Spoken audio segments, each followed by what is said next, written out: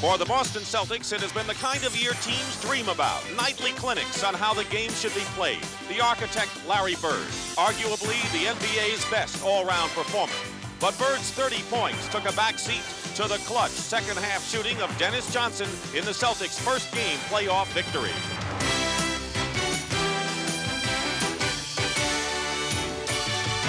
Michael Jordan of the Chicago Bulls put on a memorable individual display in the opening game of the series. Virtually every move Jordan made proved successful. No matter who the Celtics tried, Jordan had the answer. A supreme effort that translated into 49 brilliant points. But when it ended, Michael Jordan and the Bulls came up short.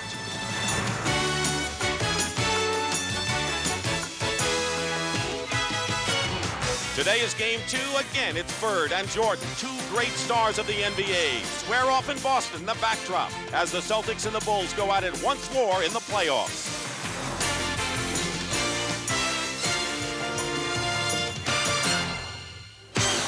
It is the first week of the NBA playoffs, and this is game 2 of the best-of-5 first-round action, and the Celtics will try to make it 2 in a row over the Bulls before the 262nd consecutive sellout in Boston Garden.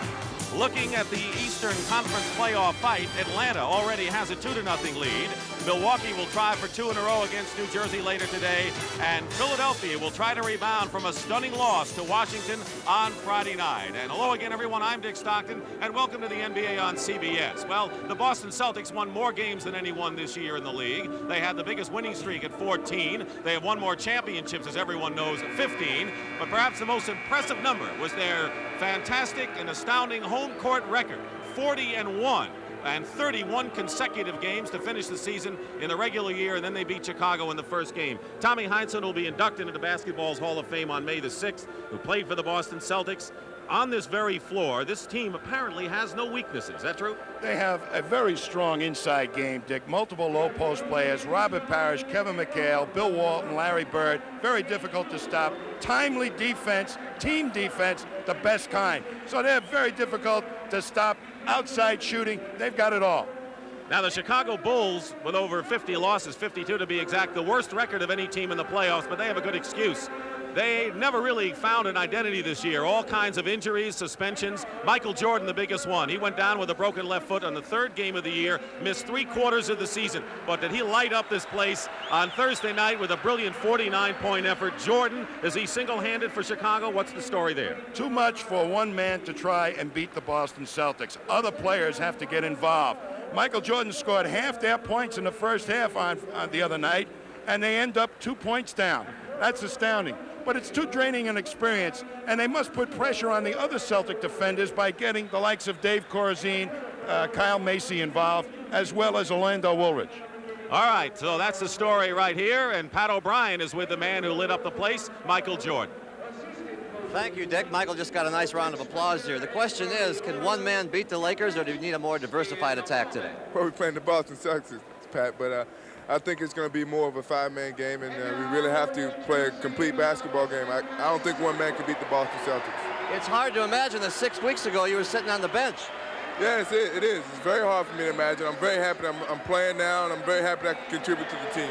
All right, thank you. Good luck today. You don't have to remind me again that you are playing the Boston Celtics. Air Jordan's getting ready to take off. The problem is the runway is in Boston, so strap yourselves in.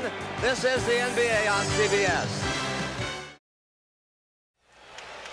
The starting lineups for game 2 are the same as they were for game number 1. Starting out with the Chicago Bulls. Their leading scorer, Orlando Woolridge, up front. Top rebounder, rookie Charles Oakley, and veteran Dave Corzine. In the backcourt, Michael Jordan and Kyle Macy, playmaker, and Stan Albeck in his first year as coach of Chicago. For the Boston Celtics, their front court of Kevin McHale, Larry Bird, and Robert Parish, all amongst the league leaders in scoring and shooting. And in the backcourt, Dennis Johnson, the catalyst on defense, Danny Ainge. Casey Jones, another marvelous job as coach of the Celtics. Jake O'Donnell and Jack Middleton are the officials, and Jack Neves will be the alternate. And we're underway here. The Celtics in white, the Bulls in red, and Boston controls. Dennis Johnson will check the matchups, guarded by Jordan inside McHale, and McHale gets a quick hoop inside. Stand all back, hoping that their center, Dave Corzine, will be able to muscle Kevin McHale, take his inside game away from him. But the Celtics have a definite size advantage over the Chicago Bulls, who may be a little quicker, but they prefer not to run. At least they didn't in the first game. Jordan misses, and McHale gets the rebound. Danny Ainge had a fine year. Larry Bird, guarded by Woolridge. And Corzine gets the rebound for Chicago. Amazingly, in the regular season, in the season series, the Bulls had an edge in offensive rebounding over the Celtics. Not many teams can claim that. Oakley and Sidney Green, two real quick board bangers. Green starts it off the bench. Parish blocks, and they're going to call goaltending against Robert Parish and credit Michael Jordan. So it looks already as if the Celtics are going to give a lot of help to Michael Jordan. The first defense against Michael Jordan is Dennis Johnson. He's got to try and keep him out of the middle and angle him off the hoop a little bit. They tried 5 different players on Jordan. Ultimately, he got a bit fatigued. Not before 49 points, however. Dennis Johnson hit 7 in a row at one stretch in the third period, misses here. One of the things I was looking for early, Dick, is the tempo of the game by the Bulls to try and get some fast break opportunities. Jordan found his way in once again and has his second basket. All 4 points in the early going, and a minute and a half has transpired. McHale guarded by Corzine. Toughest matchup in the league, maybe. That's why. Corzine does not have the foot speed to stay with McHale, who gives power forwards, much quicker players, a lot of problems. Last year he was the 6th man until the playoffs. Cedric Maxwell gone from the scene with the Clippers, and so McHale was the starter this year. Nearly 2 minutes elapsed. Corzine, good pass from Jordan inside with Parish with a block shot. Good pass, but Parish was there. That was an attempt to get Corzine involved. Parish guarded by Oakley, and a big size edge there. Goes up, and Corzine with a fine play just stuffed Parish. And Chicago coming back in a tie game. Jordan with a move on Johnson, blocked by McHale. And already you see that everyone is going to take a hand.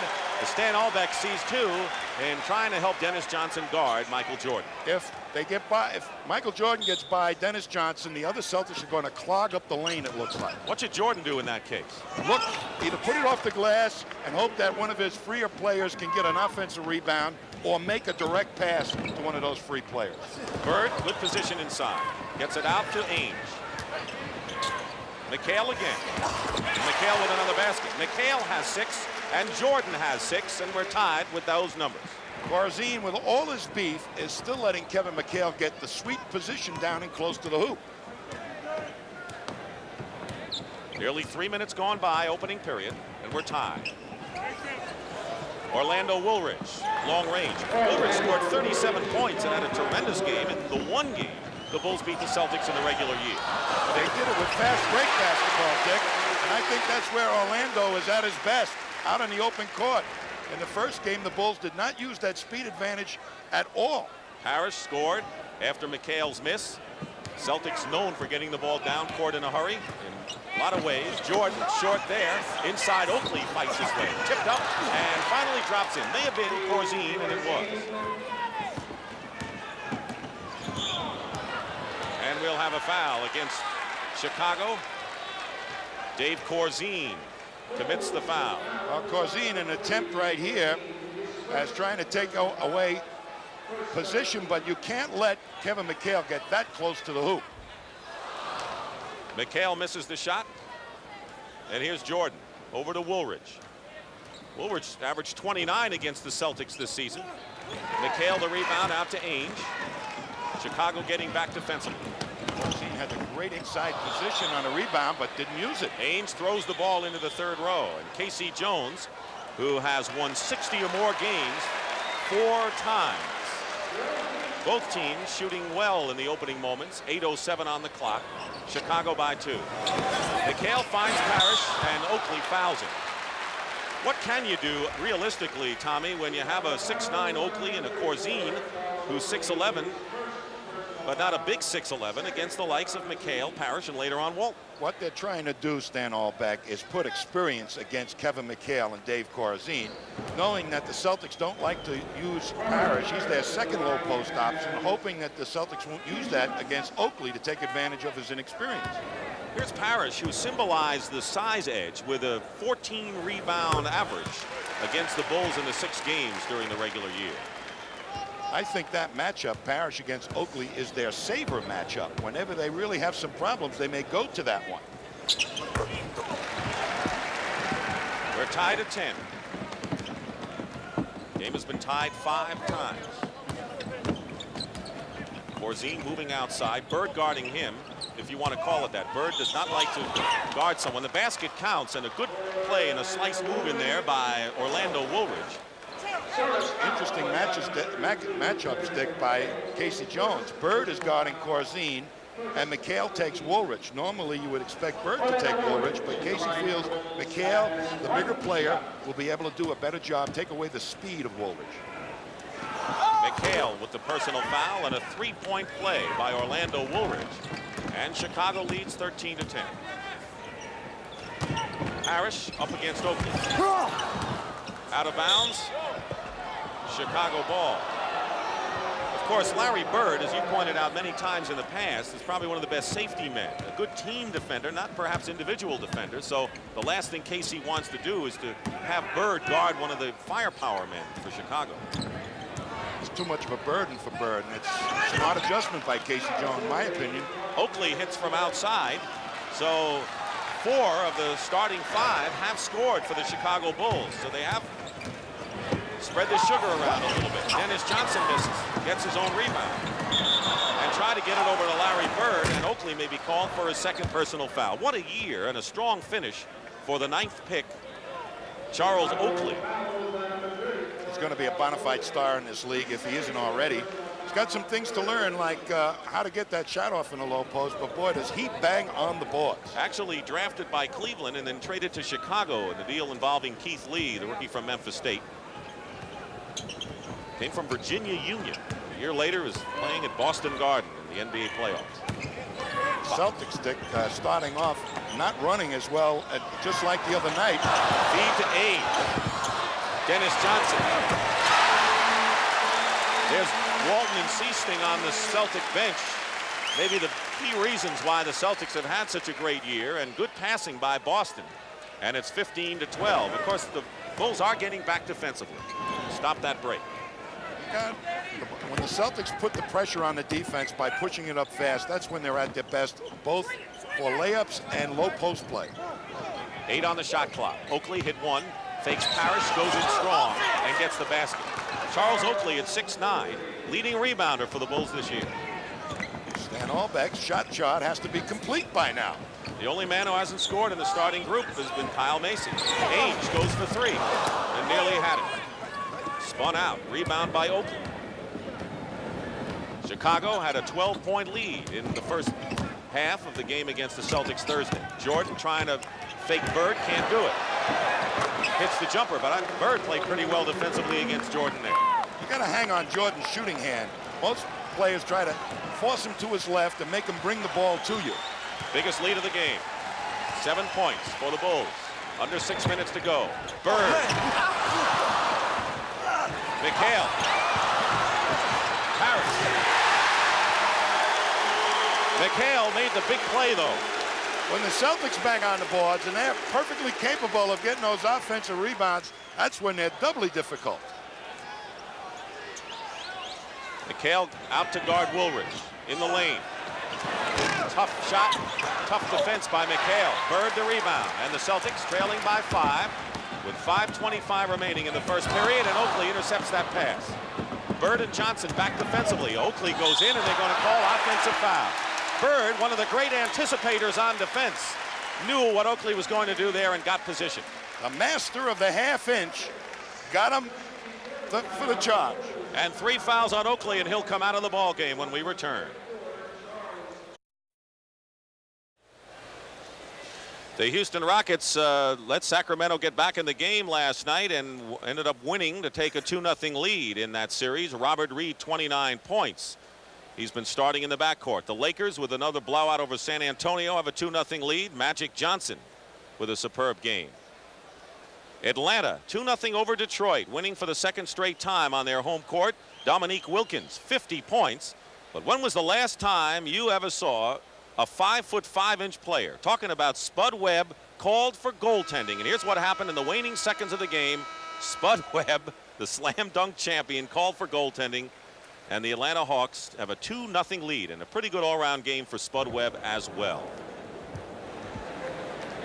We're going to see some good offensive rebounding by the Celtics. Bird gets free there, but the shot left is no good. But watch McHale come along that baseline and just outposition Corzine. And then they hang tough. Parish, Oakley turned them loose, and the Celtics are smart enough that if you don't block them out, they'll keep coming on the glass. Sidney Green has come into the ball game for the Chicago Bulls, replacing Charles Oakley, who's gone out with 3 personal fouls. Green was having a banner year and then went into a slump, has had tendonitis on the knee, and from what was the MVP of the Bulls at midseason, according to Allbeck, has been struggling lately. I think they need a big game from Sidney Green. He'll be guarding Robert Parish. Green plays him well, and Woolridge gets the rebound. Green would not let Parish go baseline. And now the Chicago Bulls with the ball in a 5-point lead. Sid Green's got the speed and the mobility to give Parish problems. And he can hit outside, too, if you need that. Kyle Macy looking inside. There's Sidney Green. Loose ball, and Danny Ainge, scrappy as he is, comes down with it with 4.5 minutes to play. Larry Bird goes for a 3-pointer. Johnson is there. And Dennis Johnson goes up. McHale knocks it away, and it's Chicago ball. Dennis Johnson can't believe he wasn't fouled on that play. Gives some good looks, doesn't he? Larry Bird, by the way, is 0 for 3 shooting and has not scored yet. Michael Jordan has 8 points and is the game-high scorer. Going baseline. Michael Jordan, the basket good and a foul. Fantastic quickness going to the baseline. They sure got and sent him to his left. Watch him come to his left. Dennis Johnson saying, you can have the baseline. They're hoping that Parish will be able to get in there and at least intimidate him, but he didn't move quick enough. Bill Walton is making an early entrance, and Parish, who committed the personal foul, goes out of the ball game. But here's Bill Walton, a very key acquisition for the Celtics at 33 years of age from the LA Clippers for Cedric Maxwell. Comes into the ball game with 4:15 now remaining in the first period. This lead by the Bulls is a much more solid lead today than it was in the previous ball game. Bird can't convert on a good feed from Walton. Walton's one of the best big men passers in the game. Good defender and rebounder. But meanwhile, Chicago can open it up to a 10-point lead if they can score here. Corzine against Bird, takes it inside. McHale on the rebound as Green fails on the tip-in. Celtics defense is giving up an awful lot of easy shots to the Bulls. They're forced to play more one-on-one defense, though, in this game than they were in the opener. They have a good advantage. Corzine being guarded by Bird in the low post. Still Boston ball. They didn't score, but a good pass here with Walton the key. Boy, you're going to see him cut to the hoop. Little push by Bird, loses his man. Wide open now, but tough shot, tough angle to get the shot off. Celtics turn it over again, and they're ragged right now in the opening moments. 3:31 to go in the first period. The Washington Bullets have an early lead over the Philadelphia 76ers, who are playing again without Moses Malone. We'll keep you posted on that game. Jordan goes up, ball slapped away, but Jordan winds up with it and draws the foul. Playing Michael Jordan one-on-one is, for a guy like Dennis Johnson, who's a great defensive player, it's very difficult because Jordan's got the speed advantage, the quick step, and he can go right, left, or over you. And Dennis Johnson that time tried to force him to his left just a little bit too much room for him to get to the hoop. Walton committed the foul, his first, and here's Michael Jordan, rookie of the year last year, and led his team in virtually every category, including rebound. And a 10-point lead for the Chicago Bulls. And the crowd getting a bit antsy here. They're not used to the Celtics trailing. There's no pace to the game for the Celtics. The Bulls have got them in dance tempo. Knocked away. Jordan to Woolridge. Ainge is back. Woolridge goes up, and they're going to foul. The only thing Danny Ainge could do. And it'll be a 2-shot foul. The Celtics with the turnovers. Unlikely for that team against Chicago. Foul was on Ainge, and Orlando Woolridge will go to the line and shoot a pair. Well, that was off a steal. By getting him out on the wing, they have a speed advantage there for a fast break basketball. Bird, he's guarding Bird, and by the time McHale gets up to get him, he could be well up the court if they push the ball up the floor of the Bulls. Woolridge in his 5th year scored 25 points in the first game, but didn't get underway much early. Right now he has 6 points. 1 out of 2 for Woolridge. It's 25-14. The Bulls by 11. Under 3 minutes to play in the opening period. Johnson is open. Dennis Johnson. Celtics have to hit some of those outside shots to open up the inside game for McHale and Walton and Bird. Bird has not scored yet. Woolridge outside hits. 8 points now for Orlando Woolridge. First time this year he shot under 50% in his career. Open again is Dennis Johnson. Jordan picks him up. Knocked away by Jordan, and they're going to call the foul as Dennis Johnson hits the parquet as hard as you could want. And a timeout is called. 2 minutes and 20 seconds remaining in the opening period. The foul is on Sidney Green.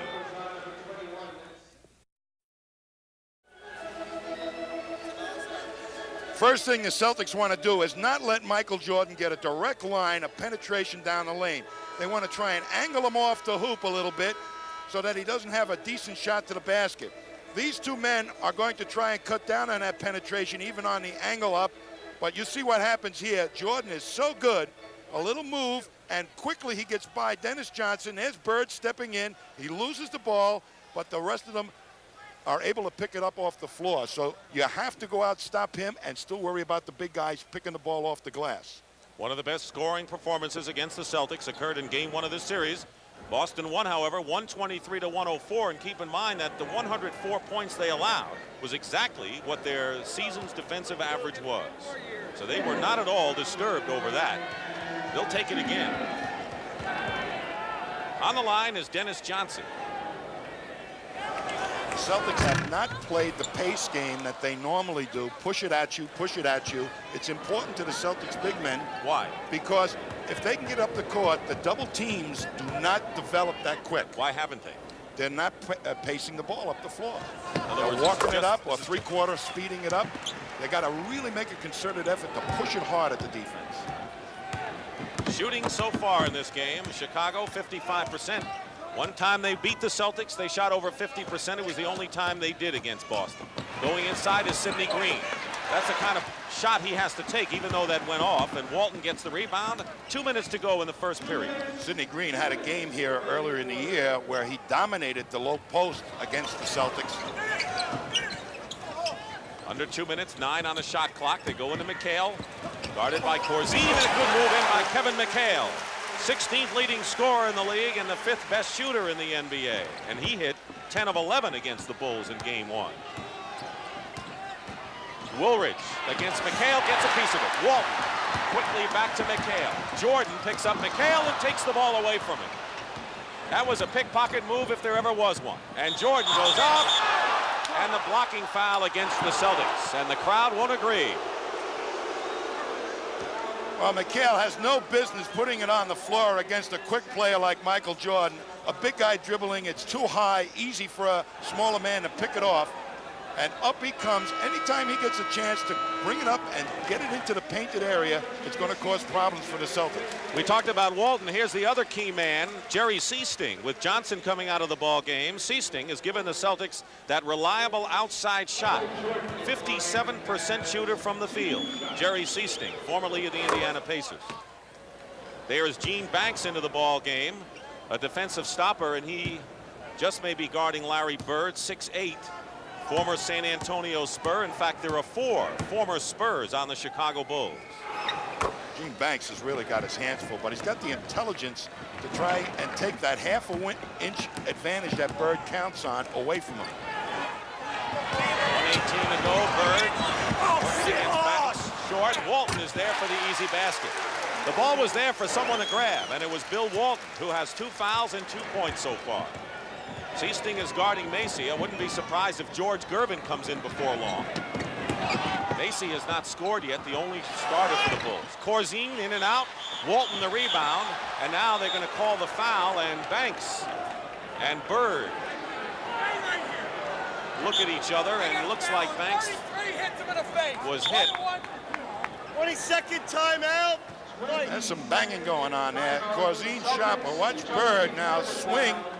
Banks, and a little more swinging. Shall we dance? No dance. We'll have a timeout. Larry Bird, who hit Gene Banks in the head, is called for his first personal foul. The Celtics have been over the limit, and that's what Larry Bird has done. 0 for 5 from the field at this point. Dick Stockton and Tom Heinsohn here at Boston Garden. We'll be hearing from Pat O'Brien later at the half. This is game 2 of our best of 5, first round. The NBA playoffs in the first weekend, and the Chicago Bulls lead the Boston Celtics 29-21 with 57 seconds to go in the first period.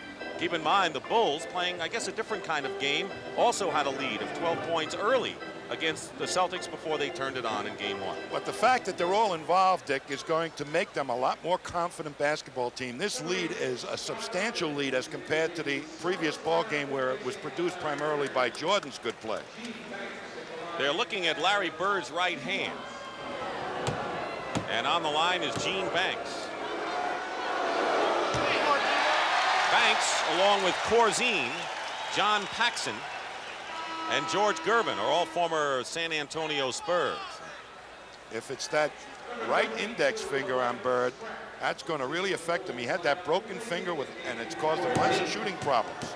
Mike Smrek, a rookie from Canisius in Buffalo, New York, comes into the ball game. He's a 7-footer. Banks misses 2 free throws, and Corzine goes out of the ball game. He scored 2 points. And he had lots of good shooting opportunities that didn't pay off. Scott Wedman comes in for Larry Bird, guarded by Banks. Seasting off the screen. They go low now to McHale. Over Sidney Green. Kevin McHale has 10 points. He's the leading scorer for the Celtics. This is the unit that Casey Jones counts on to either produce a lead or create tempo. This is the green team. They didn't really have defined roles when the Celtics had their problems around Christmas. They sure didn't. That was the Christmas massacre, but the troops are back. Jordan from the corner, and now the Celtics playing for the last shot, trailing by 8 points, 31-23. People look back at the key and turnaround of the Celtics season. It would be that time of year when the bench gels. And that'll be a Chicago foul, and will put them in the penalty, and the Celtics will go shoot 2. Larry Bird being tended to now by Ray Melchiori. I don't know what finger it is, Dick, but you know, he broke that index finger playing softball his senior year in college, and it's troublesome enough for him to shoot. It's amazing to me that he shoots so well from the outside with that finger. It looks like a crooked road with a detour. Sidney Green with his second foul. As long as that crooked road leads to the NBA Finals, that's all Larry Bird's concerned with. By the way, Bird finally did rid himself of those back and elbow problems this year. He started out shooting well under 45% and then got hot in the latter stages of the year. McHale's free throws, 31-25, 6 seconds to go. Banks has Walton on his back. Macy's shot at the buzzer is good. The basket counts, and the Chicago Bulls, who lost 52 games this year, have taken a 33-25 lead, and Larry Bird has yet to score a point in game 2 of this best-of-5 series.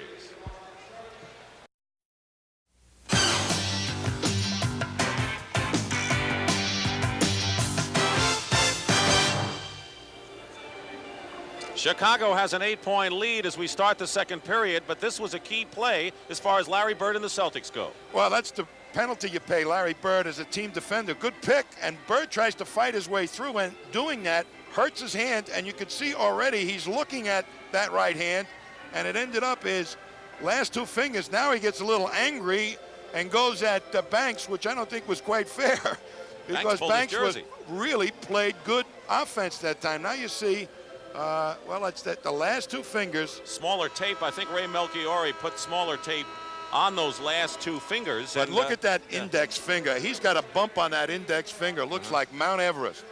Bird was 0 for 5 shooting in the first period and did not score. Keep in mind that Bird Was the only player in the NBA this year to finish in the top 10 in 5 of the 8 categories. And heading perhaps for his 3rd consecutive MVP award. Meanwhile, we start the second period and the Bulls lead by 8. You know, on that injury, Bird really, as a team defender, backed in, and Banks smartly picked him off so Corzine could get the shot off. Leading scorers, Jordan for Chicago and McHale for Boston. Dick Stockton and Tom Heinsohn here at Boston Garden. Coming around the screen, Rick Carlisle in the game, stays with Jordan, misses, and here's Walton. Gets it into the hands of the right man, Seastick. So Carlisle's in the game. Rick Carlisle, 2nd year out of Virginia. Good perimeter shooter and a very smart player, although not fast. Wedman gets it into Wedman. To Walton, I should say, and a foul called against Mike Spreck. The Celtics do not have much speed in there right now. Well, this is the fastest unit they have, Dick, to tell you the truth. Wedman at that forward spot has got more foot speed than Bird, who's about to re-enter the ball game. But this is what they count this team to be, a fast break unit. Bird's going to be in there replacing McHale. So that now is a pretty fast unit in there for the Celtics. As quick as they got it. Fooled me. Bird. Double team. Gets it to Walton. And Walton is fouled. That is a good foul. Michael Jordan commits the foul. One of the things the Bulls wanted to do was to take that foul early when it looked as if the Celtics were going to get an easy 2. And there's an example. Well, when you double team Bird, you better cut off the guys cutting to the basket, and it was much too late developing. Mike Spreck, the 7-foot rookie, goes out of the game, and Orlando Woolridge, who scored 8 points in the first period, comes back in. So Sidney Green, Orlando Woolridge. Well, the tempo of the game up front may pick up with this unit in for the Bulls now, with Sidney Green being the center and Woolridge at the wing.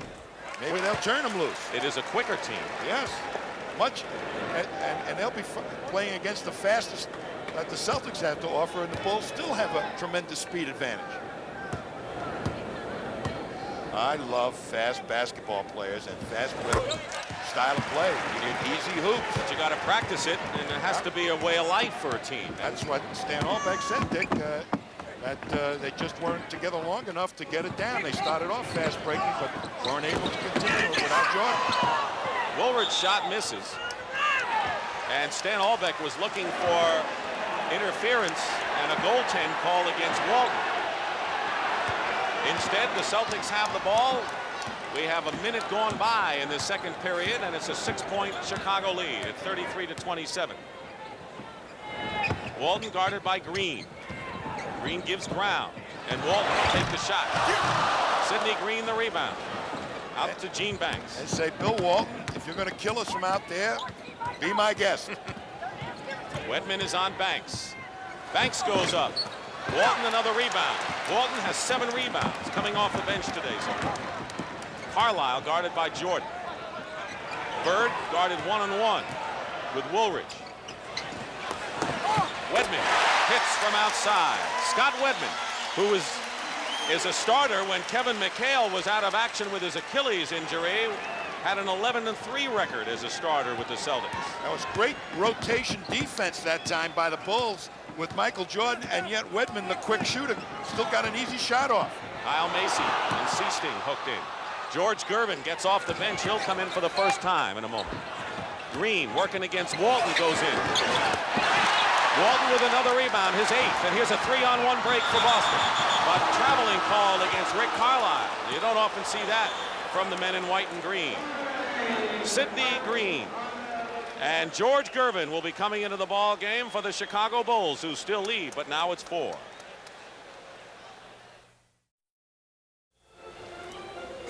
Take a look at the Western Conference first round, also best of 5. The Lakers lead 2-0. So does Houston. Dallas and Denver have 1-0 lead in their respective series. Utah plays Dallas tonight, and a couple of key performers. Mark Aguirre with back spasms is questionable for the Dallas Mavericks. Adrian Dantley will not play for the 2nd straight time for the Utah Jazz. Well, I think Dantley is as important to his ball club as Aguirre is to his, so that might cancel each other out. But if either one of them is able to play, it's going to give his team a tremendous advantage. Right in the middle there is number 8, George Gervin. who will be 34 years of age a week from today. 14th year, but his first with Chicago. Played, of course, at San Antonio. The 7th all-time leading scorer with over 26,500 points. All-time playoff scoring average is right behind Jerry West. So George Gervin, who's really had to make a traumatic adjustment going from San Antonio to Chicago, coming off the bench here. Playing a lot less minutes, but he's always been great in the low post, and he's going to have a young player against him, Rick Carlisle. And they're going to isolate right now. The Chicago Bulls spreading out their offense, making the Celtics play individual defense, not the team variety. They get it into Gene Banks. Banks gets the basket. That is the best of Gene Banks, under control. We're going to look for more isolation plays, I think, here from the Bulls. Right now, Michael Jordan is on the bench, and we have an illegal defense call against Chicago. They had 3 guys pass that imaginary line down the middle of the foul lane. And it took them a while to call it illegal defense. Bird saw it. 9.5 minutes to go in the first half. Walton, baseline, loose ball, scrap, and the foul against Chicago. Dennis Johnson reports back in the game for the Celtics. And Rick Carlisle sits down. If the Bulls can get George Gervin going and get those ice fingers going, I mean, he turns to white heat when he's really firing away. Shot 47%, the lowest of his career this season. That's because of less minutes. Walton banks it. Bird gets an easy 2. Larry Bird with his first points of the game, and it comes with 9 minutes and 12 seconds remaining in the first half, and the Chicago Bulls cling to that 4-point lead. They had it up to 11. The only lead Boston had was the first points of the game.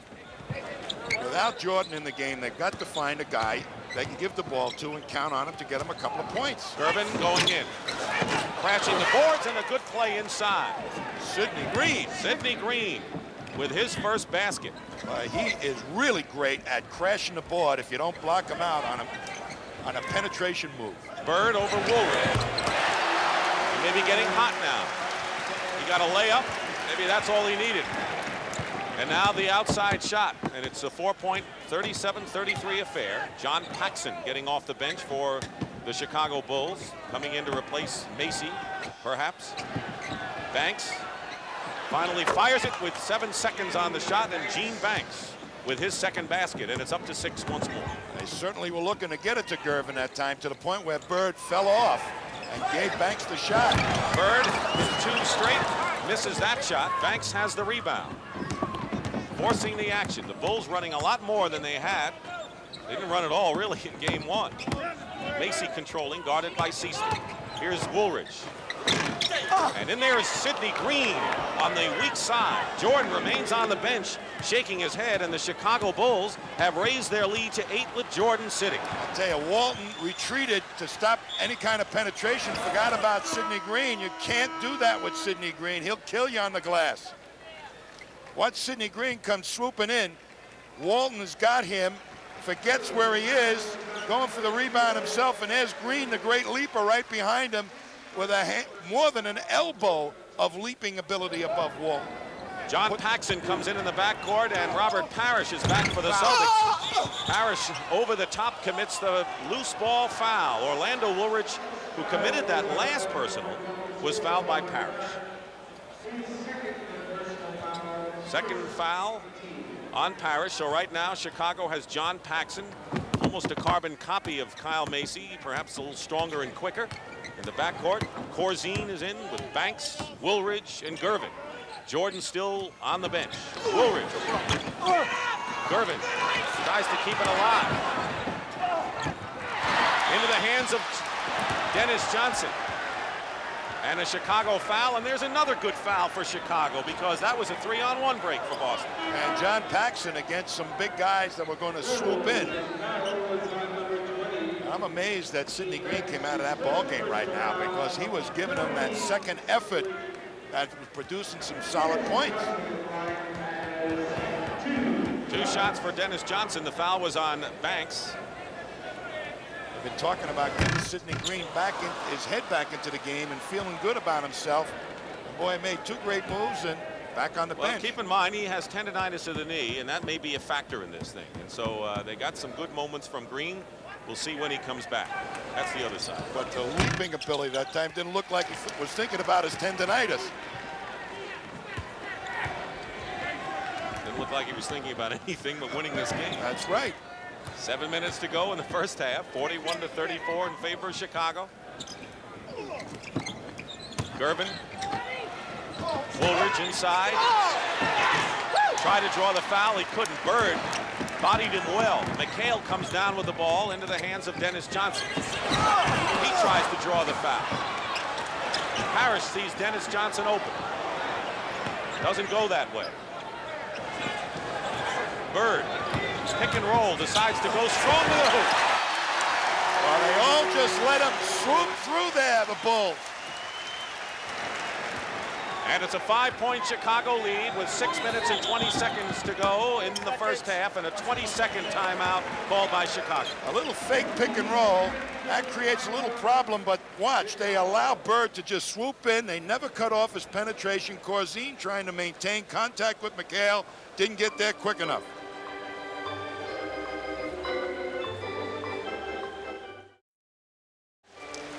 .6:20 to go in the first half, and the Chicago Bulls, who have led all the way except for the first points of the ball game.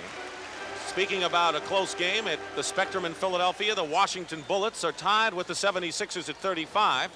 They're in the second period, and Washington leads 1-0 in that series. Michael Jordan has been on the bench the last 4 minutes, and the Bulls have been none the worse for wear. They've produced some other offense. Let's see if they get to work Gervin a little bit. Gervin against Parish, and the Boston foul. It'll only be their second team foul. Jordan has played only 2 minutes this period. He scored all his 17 points in the opening 12, and he is getting a lot of rest, but as long as the Bulls are playing the way they're playing, they can give Jordan some of that rest. Parish commits his third personal foul. Walton played considerably and performed well off the bench so far. Try to isolate Gervin on one side, but Woolridge didn't get to it quick enough. Woolridge has his shot blocked. Banks picks it up.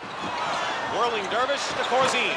And Dave Corzine hits from the corner. By the way, Woolridge has missed his last 6-7 shots now in the game, so he may not be the guy to go to. He's taken some god-awful shots, Dick. The penetration, he should be kicking it out to guys like Corzine who can hit that outside shot. Use him as a decoy. McHale over Corzine. Short. Parish keeps him alive for Boston. Bird tries to fake Gervin. Seasting, baseline. That's why they acquired him from Indiana. Jerry Seasting, and it's 43-38 Chicago, and Michael Jordan will be coming back in the game in a moment, and Bill Walton for Boston. Paxson controlling with 13 on the shot clock. Banks. Rebound Parish. Bird was nowhere to be seen on Banks. Bird. Off the wing, the basket good, and a foul.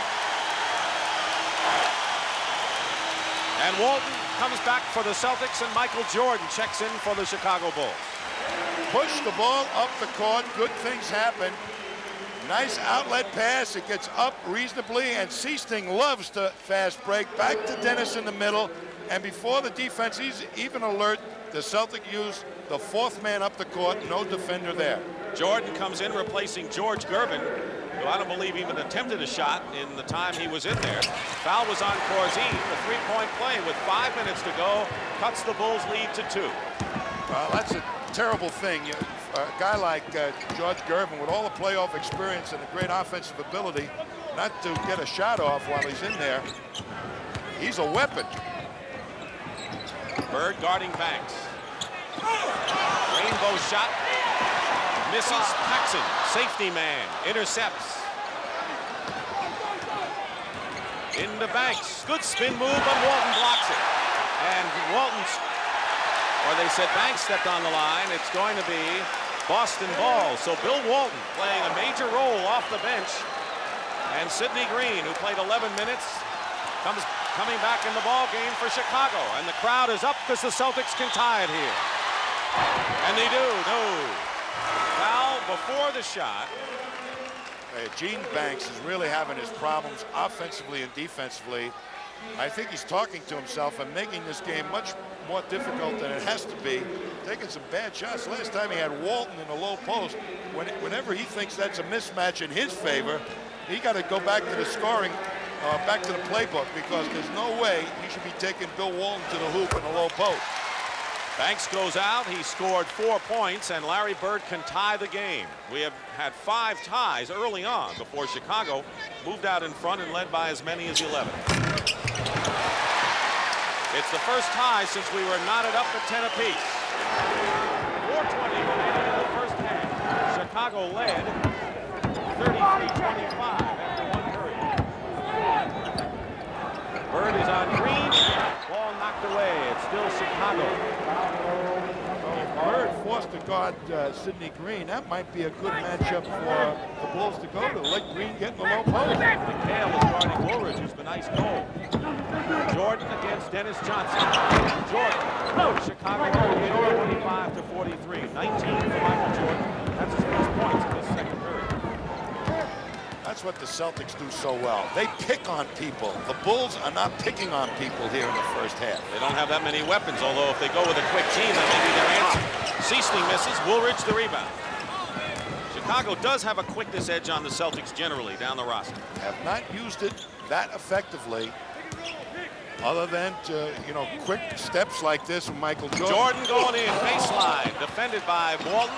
Out of bounds, Celtics ball, and Jordan shows a little frustration.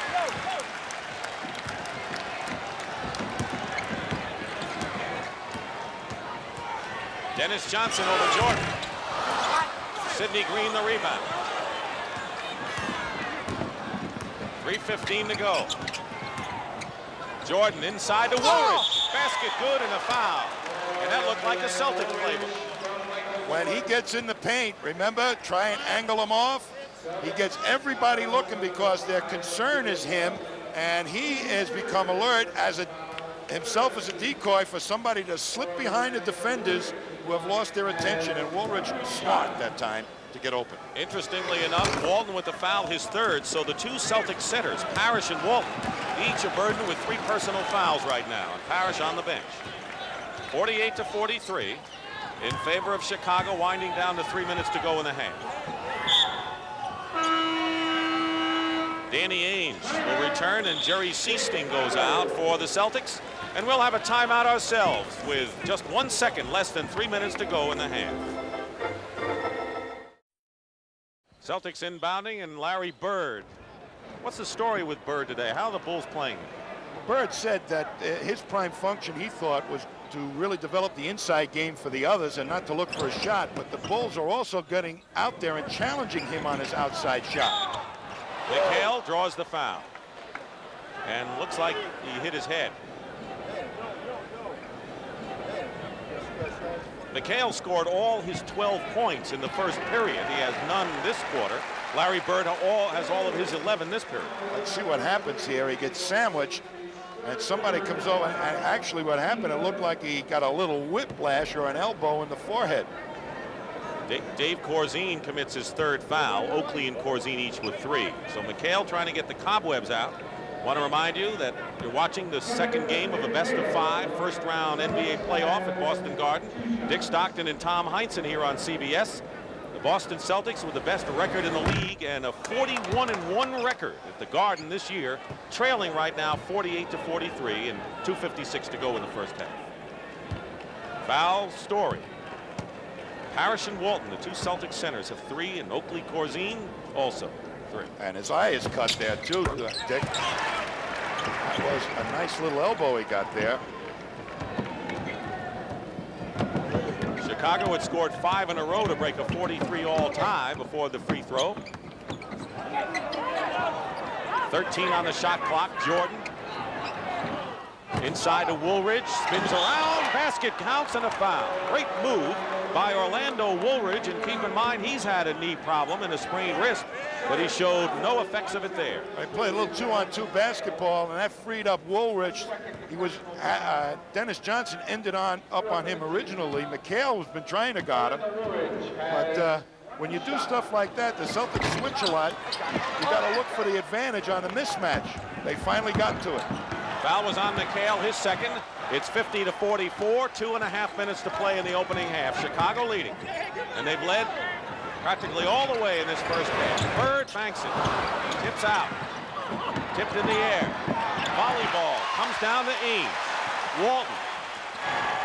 McHale in the corner. Ainge scraps his way. And a new clock. Bird inside to McHale, and the basket. Celtic passing at its very best, and it's a 4-point Chicago lead. 2 minutes to go in the half.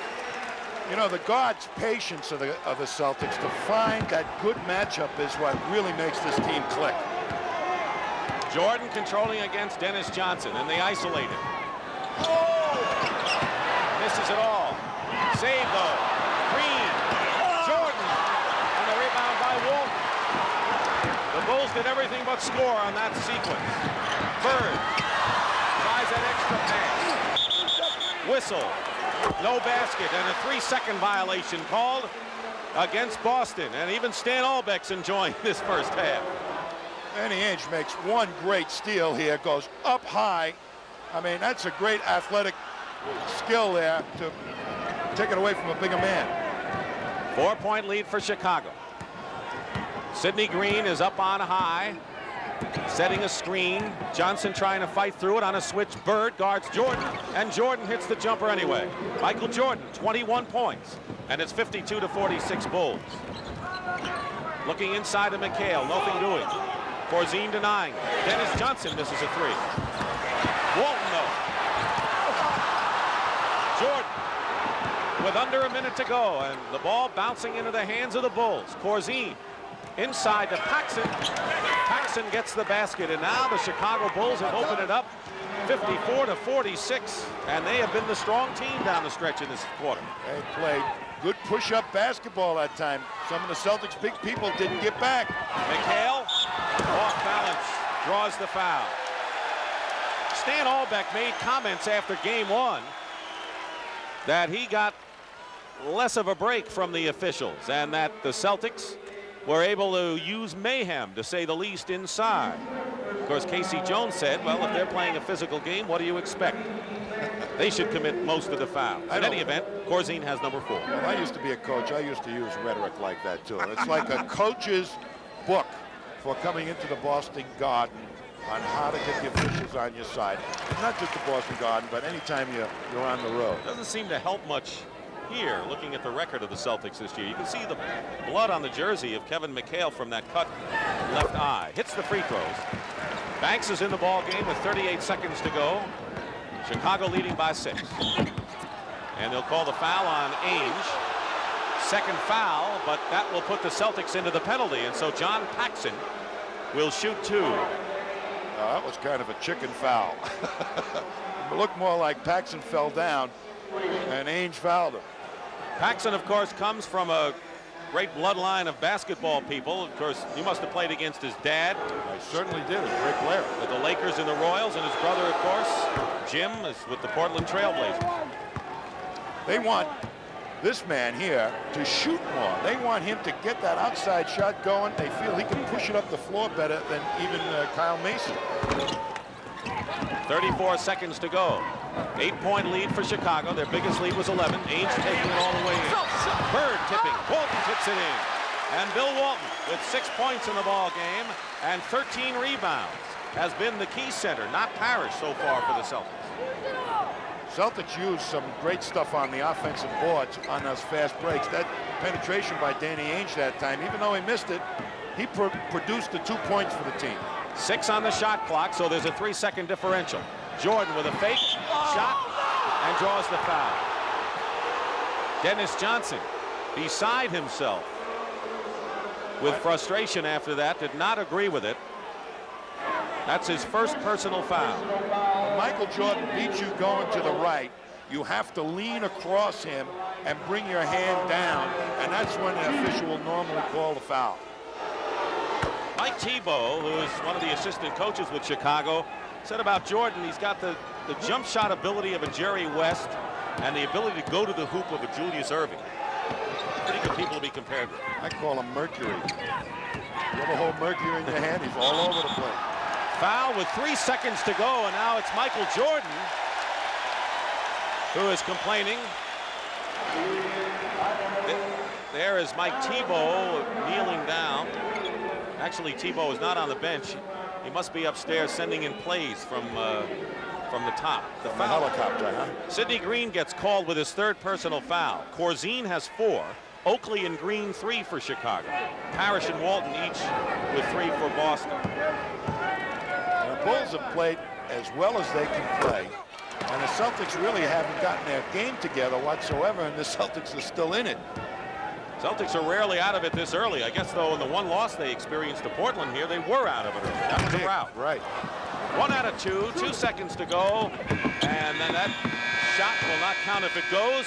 Larry Bird had 12 all this period, but Michael Jordan has 23 points, and the Chicago Bulls, who need a win here, and that would make headlines in any event, any team beating the Celtics at Boston Garden, lead 58-51 at halftime. Celtics lead 1-0 in games, but the Bulls lead here 58-51 at Boston Garden, where the Celtics lost only 1 time this year. Tommy, is that 58-51 Chicago lead deceiving in any way? It could very well be, Dick. The Celtics shot very poorly, and the Bulls defense against the low post game, the various double teamings that they did, confused the Celtics, and I think they might get that straightened away at halftime. They're used to it. I think they might have taken the Bulls a little lightly in this first half. I think the Bulls should be up by at least 20. Let's take a look at some of the key statistics of the first half. Michael Jordan owned the backcourt, 23. The Celtics combined had only 8. Rare for the Chicago Bulls to turn it over only 1 time in a half, but that's what they did. But when it came to the offensive rebounding, Boston owned that aspect of the game, and they out-rebounded the Bulls 33-18. And when was the last time you saw the Celtics shoot 38% in a half? And that's what they did, yet they trailed by only 7, underway 3rd period. Kyle Macy in the backcourt along with Michael Jordan, who has the ball now. Gene Banks starts at forward with Oakley and Woolridge. This is a very unusual lineup that the Bulls have out there. Who is playing center? Oakley, Woolridge. They got a small front line in there, the Bulls, but very fast. Maybe they're going to run. Celtics' only lead in the game was 2-0 to start things. Inside of McHale. McHale starts things in the second half, and he has 19 points, and it's a 5-point lead. Oakley hardly played in that first half. As a matter of fact, just 7 minutes and scored 4 points. Sidney Green, the key man again, perhaps off the bench, as Woolridge misses. He's taken some wild shots, hasn't he? I think he got fouled that time. Looking inside, McHale against Oakley company. Misses that shot. Parish underneath the hoop. Had to bring it out. Lost it out of bounds.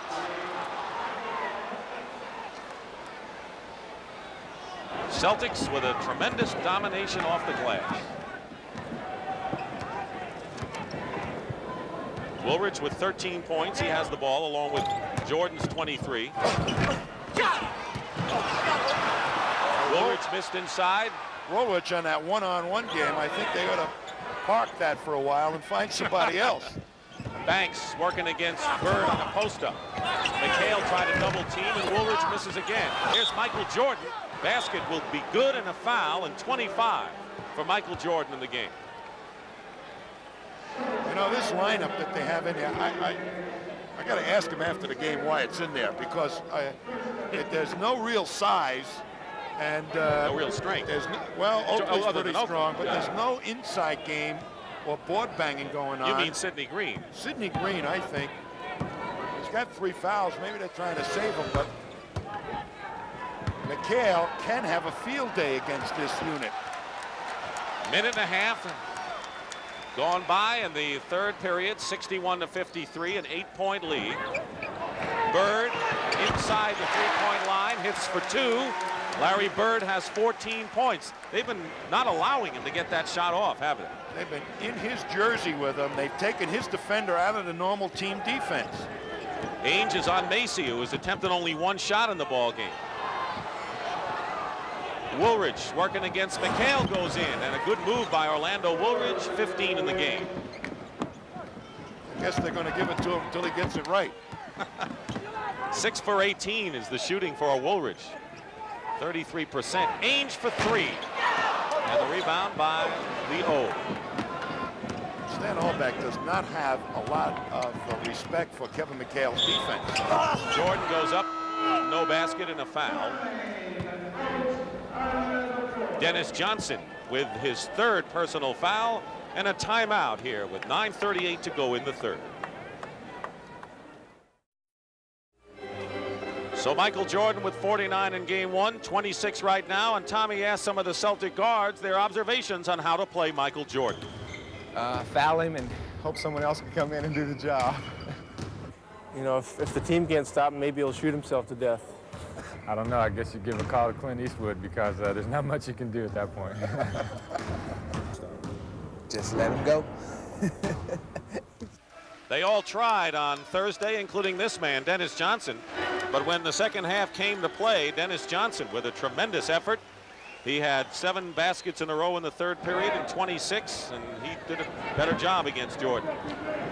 By the way, Celtic guards are shooting 3 for 13. Chicago with it with Jordan with 9.5. Long range, Jordan hits. And a 10-point lead for the Chicago Bulls. Keep in mind their biggest lead in the first half was 11, and they're close to that now. Crowd getting a bit anxious again, Tom. Boy, and Gene Banks is doing a well of a job of trying to stay with Larry Bird. Not an easy task. Oakley comes out to meet him, and Bird hits. Larry Bird now hitting 2 outside shots in the first 3 minutes of this 3rd period. Casey Jones counts on Larry Bird to bring him out of the doldrums. He's done it. Remember that Philadelphia game here when he did it to the tune of 3 3-point plays in the final moments of the first half. Jordan working against Dennis Johnson. McHale getting ready to help out. He does, but Banks is there with a feed, and Parish commits the foul, and that'll be his 4th personal foul. 4 on 0-0. Now, Larry Bird forgot Gene Banks and let him sneak in there. Bird, the ultimate team defender for the Celtics, had his total concentration on Jordan that time. The advantage of the great depth the Celtics have. Bill Walton, Parish goes out. He has scored 6 points and is burdened with 4 fouls, but Bill Walton has 6 points and 13 rebounds in the game, and he has been the big center force for the Celtics today. Dick Stockton and Tom Heinsohn here at Boston Garden. Capacity crowd, 262nd consecutive. First weekend of the NBA playoffs here on CBS, and the Celtics trailing the Chicago Bulls by 10, 67-57. A big shocker if the Bulls can hold the lead. Boston lost only once here all year. Leading though 1-0 in the best of 5. Walton puts up the short shot. There was a little confusion factor that Stan Albeck hoped to introduce into his defense in the low post.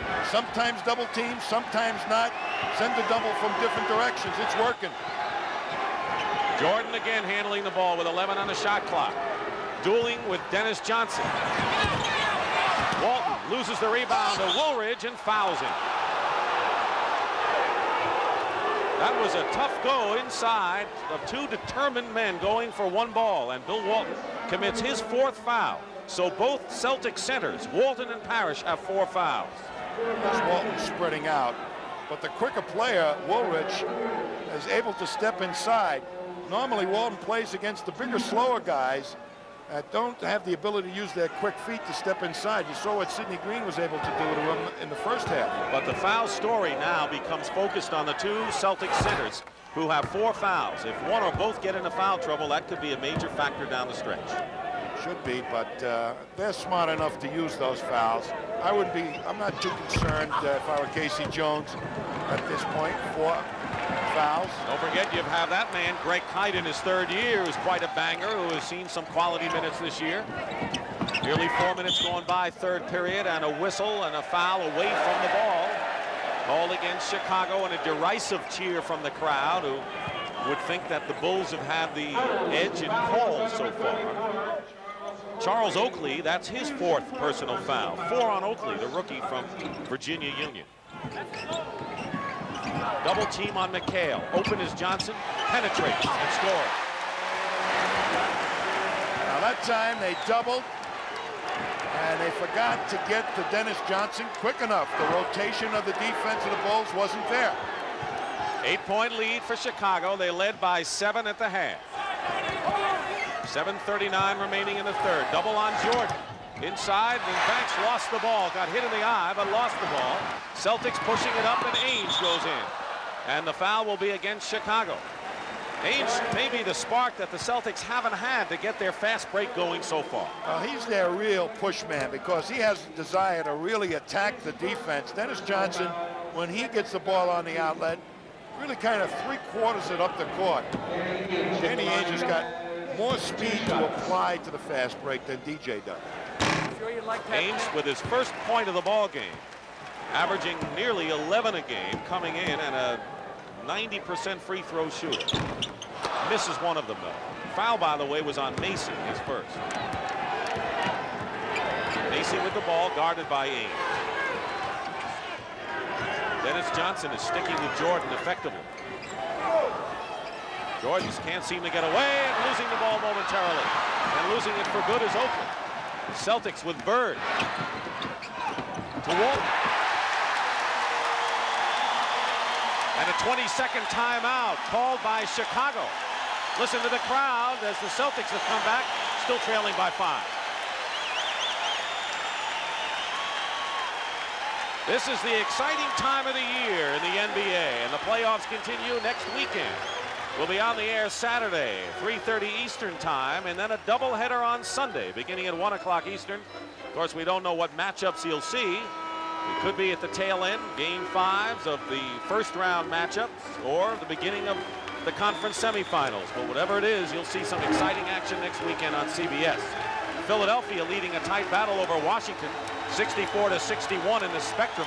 The Bullets lead 1-0 in the best of 5 of that series. Philadelphia needs Moses Malone. They've lost their power guy inside. Crowd has turned up a notch here. See how Chicago responds. Woolridge. Banks. And Banks quiets them for the moment at least. Oh, what a smart play by Gene Banks. Got right in there as they went to the penetration, got the good position on the offensive board. Celtics spreading out their offense, making Chicago play more one-on-one defense, not the team variety. Ainge with a move on Macy. And a foul on the pass, a one-shot foul. Let's watch Banks here on the glass you talked about. There's Larry Bird going to the penetration, and look at Banks coming right in there, steps inside with nobody really blocking him out. Timeout called by Boston with 6:27 remaining in the third. Celtics have won 32 in a row at home, but the point is, in the best all-time home record in the history of the league, at 40-1, every home team has won so far in the playoffs, with the exception of the first game when the Bullets shocked Philadelphia with that 18-0 spurt at the end. Well, the further you go into the playoffs, Dick, the home court advantage isn't as great because the teams are closer together in talent, and they're closer together in mental toughness and battling against the home crowd. Know one thing, and that is the Houston Rockets with a 2-0 lead over Sacramento have to play that Tuesday night game in the Arco Dome where the Kings were unbeaten this year. See if that jinx continues. Very impressed with the Bulls in this quarter. They've used a lot of good, solid offense. Bird from Walton. Even with that strange lineup, huh? With that strange, I got to ask him after the game why he came out. I never would have thought of this lineup. Folks, if you want to know what Tommy's doing after the game, he'll be asking Stan Albeck about his lineup. They don't have a true center in there. Woolridge working against McHale. The basket is good and a foul. Orlando Woolridge gets the hoop. And Woolridge now with 19 points. You know what I think it is, Dick? I think that Stan Albeck really feels that there's not enough good one-on-one defenders on the Celtics. He has the move by Woolridge against McHale. He feels McHale can't guard Woolridge. That's why he's attacking him. I would have never believed it myself. I think McHale's a very good defensive Another player. point here, the Celtics shot 38% in the first half. They're 7 for 9 so far in the third period, and yet the Bulls have added a point to their lead. And a whistle before the shot, illegal defense against Chicago, and that's a technical foul. The second time an illegal defensive call is made, it's a technical. So Danny Ainge, who's been shooting Interestingly enough, Larry Bird was the free throw shooting champion this year, but Ainge has been shooting the tees lately. We have not seen any tempo in this game in the third quarter whatsoever. This has been a chess match with Boris taking 2 minutes to think about his next move. That's how long the game is developing as far as I'm concerned. No pace whatsoever. Dennis Johnson with the ball. Boris with the ball. Yeah, 5:40 to go. Bird going in on Banks. And Larry Bird with a left-handed move with 20 points now in the ball game. Keep in mind, he did not score until there were over 9 minutes remaining in the first half. Well, they didn't double him that time, and Banks forced him to the middle, made him take a tough shot. He's 4 for 4 this half. Macy hits it, and the foul on Ainge. And I'm sure Casey Jones is saying, here's a guy that's taken 1 shot in the game. Why foul him all the way out there? Well, that's a shot. And I think when you take a long distance shot like that, Kyle Macy, if he hits it, and all of a sudden it changes your thinking on the way you're going to drop into the paint to help. You got to go out there and try and shut him down a little bit. Ainge with 3. Well, they got burned to a 3-point. Fare thee well, and it's 77-69. Once again, Chicago by 8 with 5 minutes, 10 seconds to go. And they've isoed Bird. Foul against Chicago. You're right. If Chicago can do it with Woolridge and or Jordan, the Celtics can do it with Larry Bird. And nobody got to the rotation to stop that cutter quite quick enough. Almost got a hoop out of it. 2 fouls now on Orlando Woolridge, and Johnson is shooting 2 shots.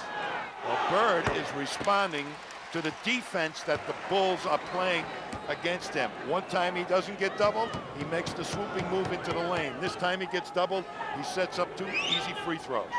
Is that taking what the defense gives you? Well, he's a guy that, as I said in the beginning, takes advantage of every half inch. Imagine if you give him a yard. 6-point game, Chicago leading. Biggest lead was 11 in the first half. They had a 10-point lead here in this period. Jordan with a juke and a move, and Dennis Johnson got a piece of it. Boy, that was some defensive play by Dennis Johnson. Celtics can cut it to 4. Knocked away, Chicago ball. That was a terrible call. Terrible call. The man was on his arm.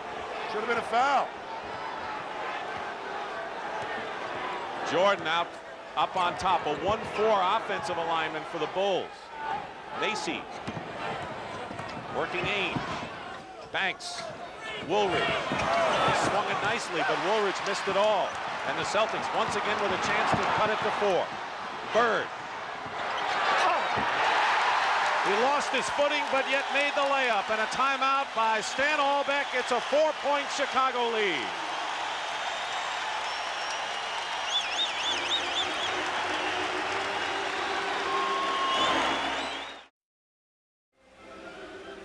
The Celtics have outscored Chicago 14-8 to cut a 10-point lead to 4. And Danny Ainge, you know, you have to force your way to an act of willpower to create tempo sometimes when you get caught in a rhythm. And there's Danny Ainge. He was challenged. He'll have none of it. He's going to take it as hard at the defense as he can. And now they're in a good attack position. And then allow Bird, even with that stumbling move, to come in and make a layup. That's what pace can do for the Celtics. Bird 5 for 5 this half, 22 in the ball game. Jordan and Woolridge have 48 of Chicago's 77 points. Jordan. And the Bulls still have it. 3-point shot missed by Macy. That one was not necessary. Under 4 minutes remaining in the third period. Keep in mind that the Bulls had a 7-point lead in the way they were playing. Tommy's opinion anyway, should have had a bigger lead. The Celtics getting an extra life. Dennis Johnson is fouled decisively there on the give and go, on the pass from Bird. Well, that time, there's no tougher guard in the league than Dennis Johnson. Double-teamed Bird, and they isolated Bird down there. Everybody on the weak side of the Celtics is away from the ball, but they did move quickly, but not quick enough. Wedman replaces McHale, who has 19, but only 2 in this third period. Well, they are not going to the low post game. Casey Jones says Larry Bird shall lead us out of the darkness, not Kevin McHale. And so far, he's been doing a pretty good job. Bill Walton has been the Celtics center, played more time than Robert Parish, although both have 4 personal fouls with 3:42 remaining in this third period. The Bulls now have to continue to play intelligent basketball like they did the first couple of minutes of this game. They slowed the tempo down. Down to 2. Don't take bad shots. Move it around. And the Bullets have regained the lead over Philadelphia, 79-75. The Celtics, meanwhile, have scored 6 in a row. And Dennis Johnson hacks Michael Jordan, and that'll be number 4 on DJ. 4 fouls on Dennis Johnson. Welcome to the club. Parish and Walton, charter members right now. And Dennis is playing him straight up nose, and that means that Jordan, with that great first step, can get by Dennis because Dennis doesn't have the same kind of foot movement and foot speed. Jordan is 8 for 8 from the line. Going for his 30th point of the game here. This is the time of the ball game that you go to Michael Jordan, I think. He's strong. They didn't overuse him in the first half. These are the crunch points. And we have not seen Sidney Green this half. Nope. There's got to be a reason why. 3:25 remaining in the third period. I'm going to ask Stan after the game again. It's 2 questions. Oakley is on Walton. Bird is there with the offensive rebound. Feeding Wedman, short shot. And Oakley the rebound. Wedman had a shot he normally makes. Oakley clears with 3:10 to go. Jordan against Ainge. 79-75 Boston. Open is Macy. And Macy hits. 7 points for Kyle Macy. And the Bulls, who had their lead cut to 2, now up to 6 again. When he has time to sight the basket, which the penetration of Jordan gives him, he'll make that shot, Kyle Macy. Under 3 minutes remaining in the third period. Always been a big period for the Boston Celtics. Knocked away. Celtics possession. Let's bring you up to date again on the foul situation. Corzine and Oakley with 4. Parish, Walton, and Dennis Johnson with 4. And before the Celtics can inbound, Jerry Seasting will come back in the ball game, replacing Dennis Johnson. That's going to put Danny Ainge on Jordan. And a drive by Ainge. And Jordan on Danny Ainge. And Ainge chalks one up there. And they're down to 4 points now. The first field goal of the game for Ainge. Ainge might even do a better job than DJ because he's used to playing point guards, shifty guys. He did the other night with his quickness. Jordan. This is tipped up. Tipped up again. Oakley fighting. Comes down to the Celtics, who can cut it to 2. Ainge is fouled.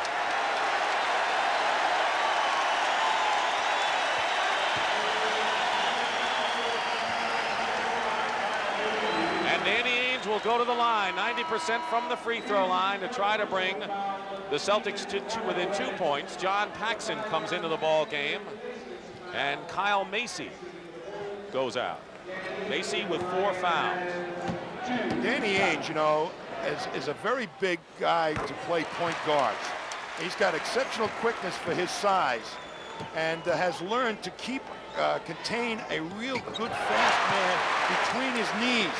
He plays straight on defense, and that's just the type of guy that might do a great job on Michael Jordan. 2 minutes to go in the third period. Ainge with the interception. And it almost went in.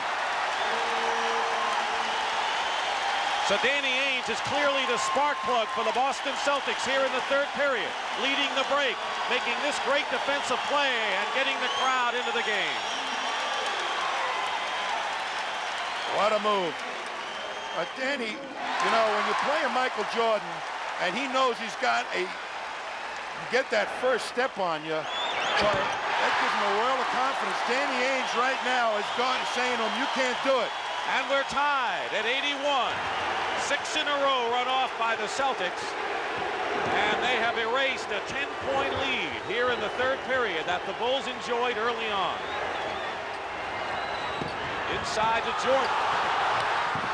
And it's Oakley who gets credit for the basket. Charles Oakley. And a technical foul.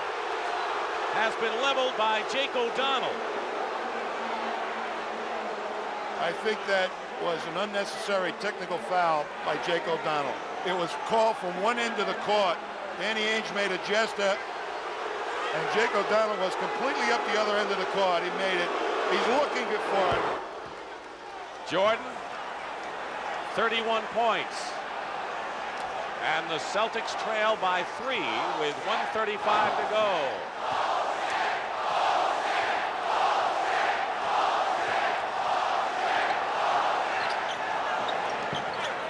Ainge trying to fake Jordan. Good step on Michael Jordan. And the basket. Great first step by Danny Ainge, who keeps the pressure on for the Celtics. And it's 84-83 Chicago. Taking the tempo away from the Celtics, trying to Michael Jordan right now. 10 points in this period for Ainge. And what a great shot, and a basket and a foul. You talk about Bird, sheer determination. At certain points of a game, Michael Jordan has those same qualities. He's got to watch him get around Jordan, Danny Ainge.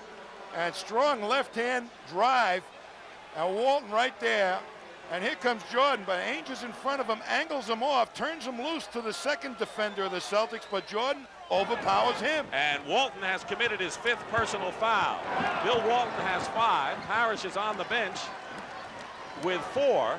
Under a minute to go, and the Bulls lead by 4. Seasting to Wetman. Bird. And Oakley powers his way for the rebound. And Larry Bird gets called for the foul. That's his 2nd personal foul, and Oakley will shoot. Here comes the rebound. Oakley well inside, and Bird says, well, I'm going to try and knock it out of your hands from underneath. And he must have hit the ball into his jaw, and Bird said, I hit the ball. What a face, huh? Face of a winner, isn't it? Oh, it is. It is. Here's Charles Oakley, who's a 66% free throw shooter.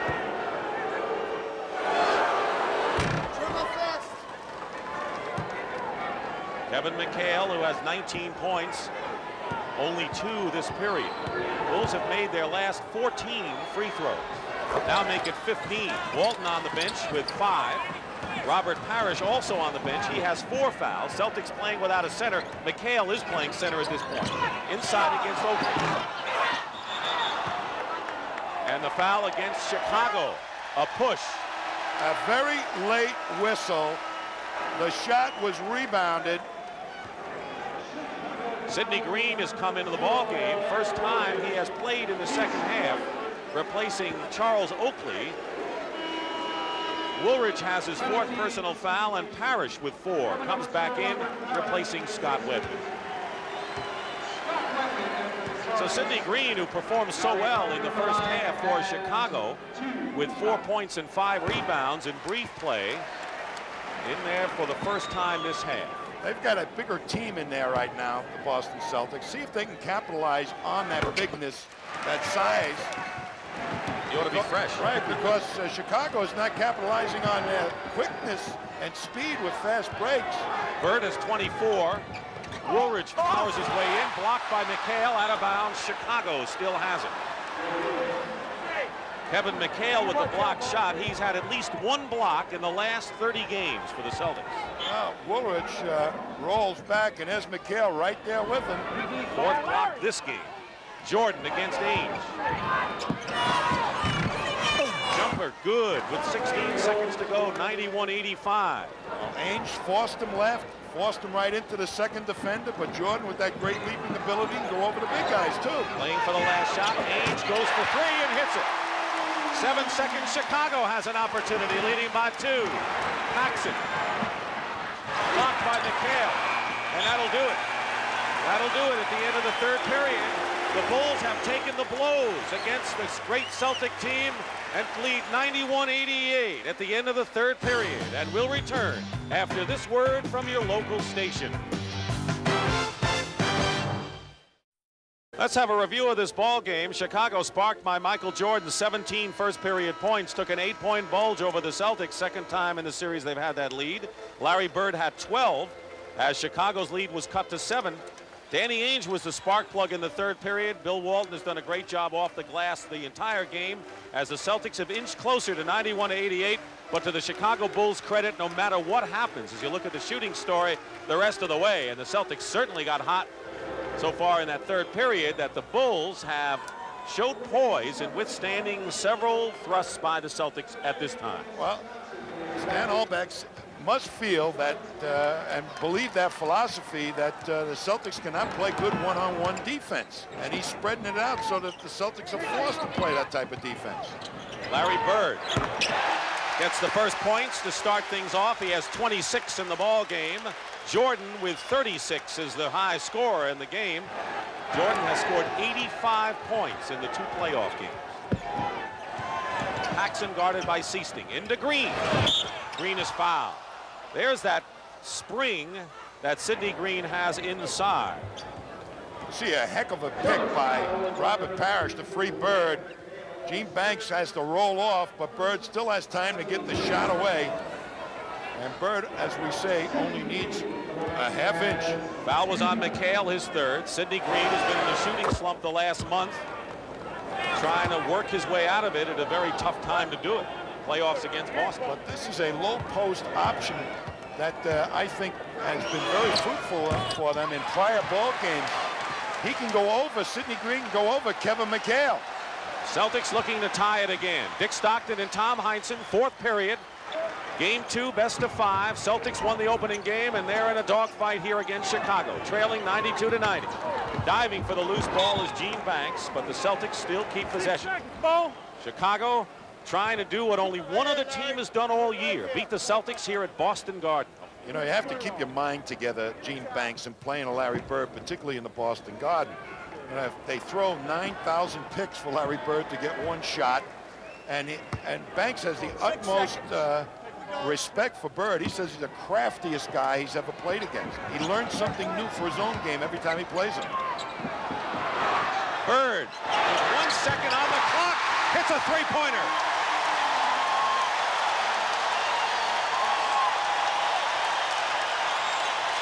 And the Celtics have their first lead since the opening basket of the ball game. Dennis Johnson steals it from Jordan. Inside to Parish. And traveling call against Robert Parish. Here is the three-pointer with the clock running down. It comes by accident here. Bird has to pop out as they could have called a foul. Instead, Bird, as the clock is winding down, has to let it fly, and he hits it. So now we'll see how Chicago responds to that knockdown punch by Larry Bird. Bulls with it, trailing by 1. Minute and a half gone by in the fourth period. And a foul. Michael Jordan is fouled by Dennis Johnson, and that'll be number 5 on Dennis. So Johnson with 5. Bill Walton on the bench with 5 fouls, and now he gets off the bench. And Robert Parish playing with 4, and Parish will sit down. Parish today has 6 points and 6 rebounds. There's Orlando Woolridge, who has 20 points in support of Michael Jordan's 36.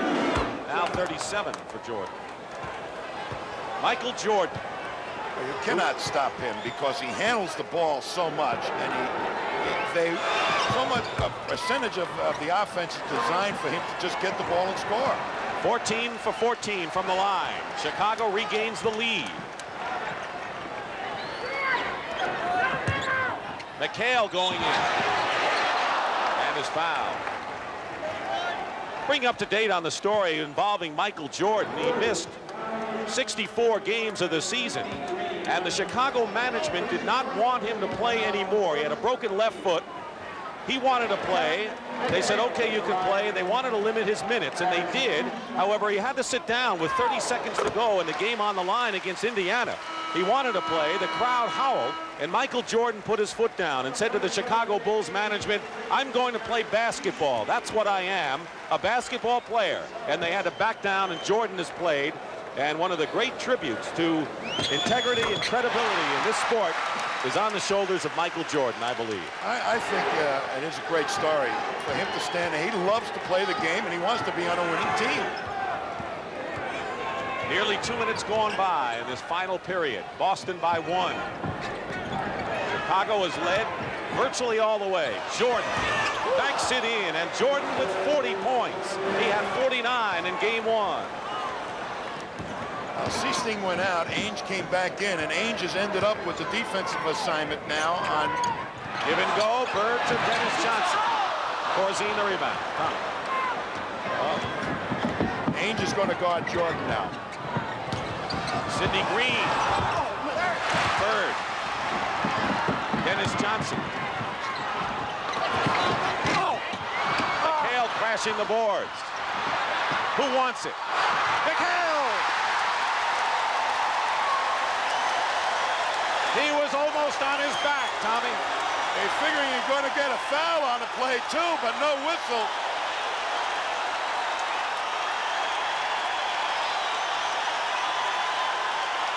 Celtics by 1. 3 minutes gone by, 4th period. And a foul away from the ball. Here it is. They're really banging on the boards. McHale trying to keep it live. Bird knocks it away. There's McHale, gets submarined and shoots the ball, and it should have been a foul. Astonishing shot by Kevin McHale.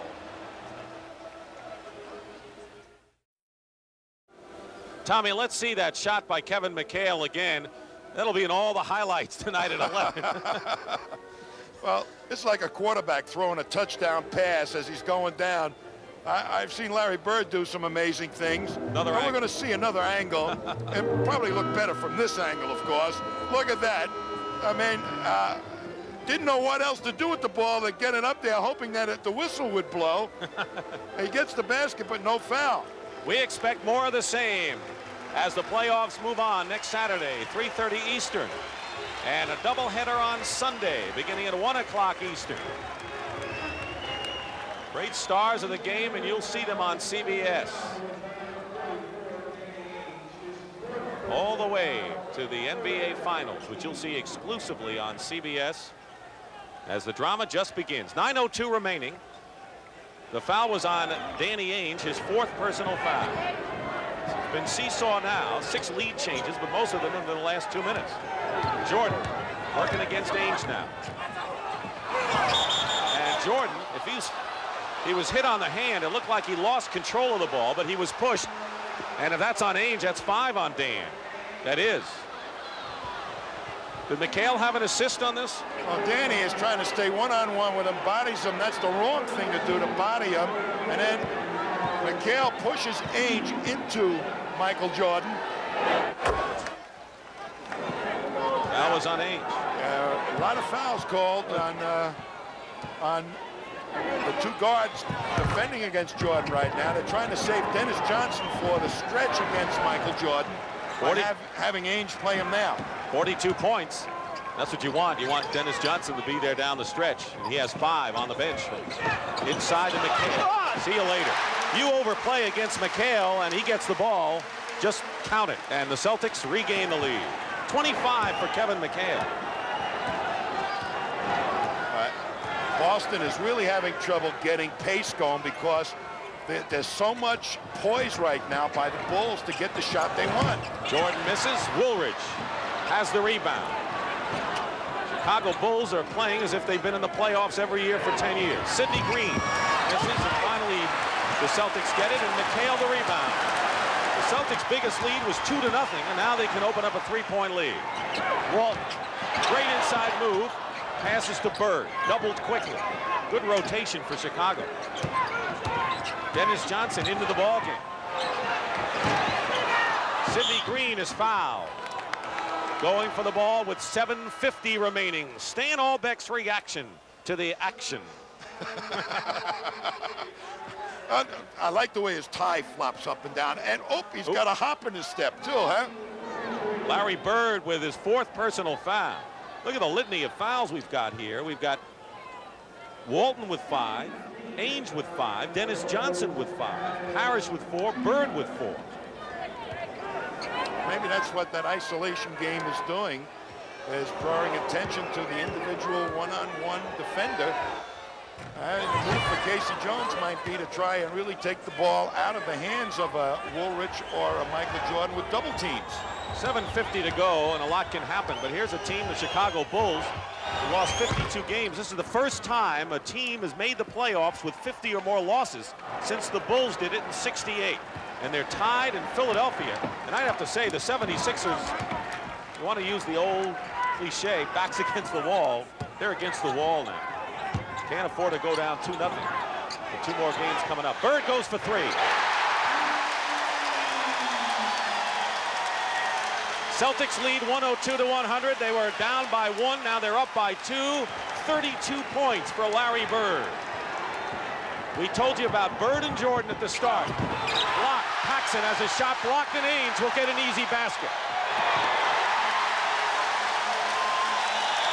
Olbeck wants a timeout.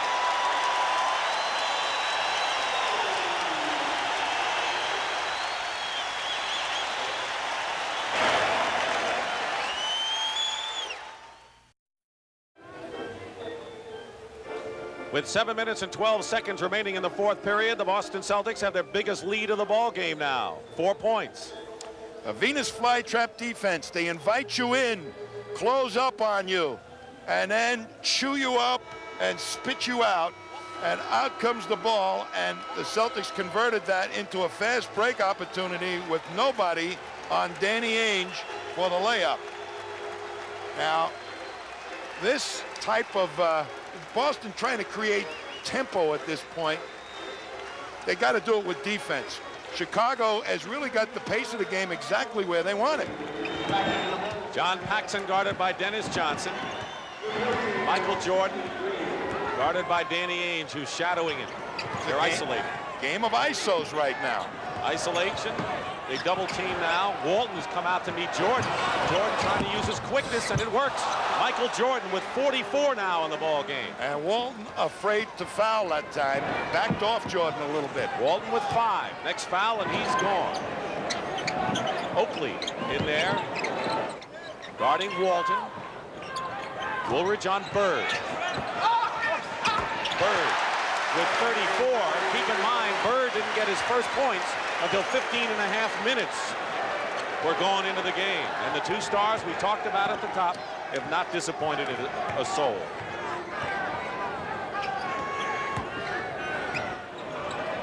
Walton trying to double, now picking up Jordan. Jordan isolated one-on-one. They come around. Basket, no. No basket. The foul before. And Bill Walton is fouled out of the ball game, I believe. Walton is fouled out of the ball game and has played tremendously for the Boston Celtics today.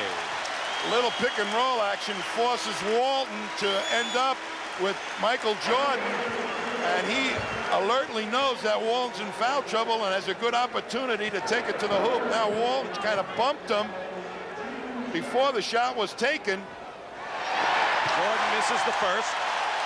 Walton 10 points and 15 rebounds today.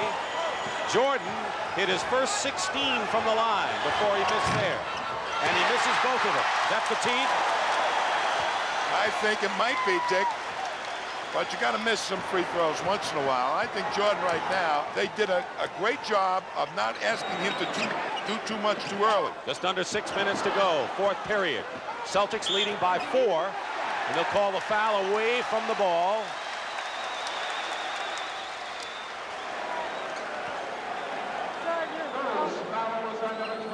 Michael Jordan, 2 fouls on Jordan. Parish in the ball game. He's playing with 4 fouls. Bill Walton fouled out of the ball game. Dennis Johnson is playing with 5. Bird triple teamed all of a sudden. Paxson gets back to Johnson. And a good, quick defensive move by Paxson. Yeah, but DJ didn't swing the ball like they normally do to the wide-open Danny Ainge, who's had a hot hand here. Jordan cuts the Celtic lead to 2, and he has 46 points. 5:23 remaining. Keep in mind, the Boston Celtics went into this game with a 41-1 record at Boston Garden, including Game 1 victory over Chicago on Thursday. Corzine on McHale. Double again with Paxson. Parish in a crowd. Jordan the rebound. And Chicago, knowing when to double, alertly playing good team defense. Confusing them. The Celtics are not aware all the time of where the double is actually coming from and who the open man is. Bird winds up with the ball and gets it to Ainge. 3-on-1 Boston. Johnson to Ainge and a whistle. Chicago foul as Ainge is slow getting up. This is kind of playoff intensity as John Paxson. You know, there was a pretty good no call on Bird with that outlet pass. Was going down when he made that outlet pass. They easily could have called a foul on that, but the Celtics still didn't get a hoop out of it and not a free throw either. Parish gets free. Parish with only 8 points in the ball game, his first point since the opening period. But it's good enough to give the Celtics a 4-point lead, 108-104. Nearly 4.5 to play. Jordan is short. McHale lead pass. Paxson tops it over, and Ainge was hit in the eye. Jordan brings it up. Ainge staggered for the moment, and a foul called against Bird. Paxson was shaken up, and so is Danny Ainge. There was a collision on that long McHale outlet pass. A great athletic move here by Paxson to go over the top of Ainge, and then Ainge gets hit in the jaw by Paxson's elbow, and Paxson really took a header too. 2 down and 8 to go. Larry Bird was called for his 5th personal foul. I have never seen as many fouls called in a game like this. I'm going to see Bird on this outlet pass right now. Somebody's got him. They're holding him. That's where I said before they could have called the foul. Corzine. They're going Corzine, which wasn't called, and it was like maybe a good no call because the officials felt that the Celtics had a good fast break advantage. Chicago's been missing from the line as of late. Something they can't afford to do here. Trailing by 4 with 4:23 to go. 1 out of 2 for Charles Oakley. So Bird with 5 fouls. Dennis Johnson has 5. Walton is fouled out of the game. Parish, who has 4s on easy street compared to the others. 4:11 remaining. Bird feeding Parish. Blocked. A block by Woolridge, I believe, or Jordan. We'll check. Chicago with a chance to cut it to 1. What a morale builder that defensive stint was for the Bulls. Jordan. Looks like lately the Bulls have been going to Jordan like they did at the start of the last game. Here he is, the move and the basket. And it's a 1-point game as Stan Albeck urges his team on. 108-107, not much time to go in the 4th. This is not the time, though. I mean, I don't know, Tom, what do you think, to ignore the other guys because you're going to need somebody. Well, did Jordan do it himself? I think Jordan is the guy to go to right now at this phase portion of the game. But the Celtics got to find somebody. Ainge with a fake on Corzine. Hits the shot. 3-point lead again for Boston. It looks to me like the Bulls are going to double anything down low that the Celtics try to use McHale or Parish. So it may end up in a lap of Danny Ainge and Dennis Johnson to win this ball game for the Celtics. Jordan feeding Corzine. Hook shot, good. Corzine, they've rarely gone to him. 6 points in the game for the veteran. And it's 110-109. But it's been the Bird and Jordan show. Bird with 34. Michael Jordan has 48 on top of his 49 in game 1 on Thursday night. Using that little pick and roll beautifully up top, Jordan and Corzine. There's the time. McHale misses the shot. And the rebound by Oakley. And now Chicago looking to take the lead. Bulls led most of the way. 11-point bulge in the first half, a 10-point lead in the second half. Celtics have fought back. Jordan, short jumper, and it drops, and 50 points for Michael Jordan. That's what Dominique Wilkins had for the Atlanta Hawks yesterday. You get him moving left, and he's still, you think you're going to have an advantage, he's got to bring the ball back to you, but his leaping ability normally takes you right over the top. 11 on the clock, into Parish, foul. Jordan is saying it was before the shot. And that will result in a timeout with 2:10 to go on the clock of this heated affair. Tommy, let's see the Chicago Bulls do it at both ends of the floor in the sequence. Well, you've got to have a good rotating weak side of your defense. That's Michael Jordan. And he gets over there beautifully to start, and that was a morale builder. Then he comes up the other end, and Kevin McHale playing poor defense, shows him the baseline with no help, and with that leaping ability, Jordan powers it through. Little pick and roll allows Corzine to get into the pack, and against Bird to throw up this swooping hook shot. So the heads of the Bulls are into this win. 2:10 remaining. 111-110, Chicago leading. Parish, guarded by Oakley. Give and go to Danny Ainge and a foul with 2:01 on the clock. And Charles Oakley has picked up his 5th personal foul. The rookie from Virginia Union, who's been as good as any rookie the second half of this year. Better than most. Ainge. Rare miss for Danny Ainge, a 90%er from the line. Now we'll try to tie it up for the Celtics. A very cocky kid, loves to be in these type of situations. We want to welcome the audience that saw the Washington Bullets and the Philadelphia 76ers. This is Dick Stockton and Tom Heinsohn. We're under 2 minutes to go in a tie game. The Celtics trying to take a 2-0 lead over the Bulls. The 76ers are 1-1 now with their victory over Washington. Michael Jordan has been a sensational show again. 52 points for Michael Jordan, and Chicago leads by 2. The leading scorers in this game, Michael Jordan and Larry Bird. And the Bulls are within 134, becoming only the 2nd team to beat the Celtics in the Garden this year.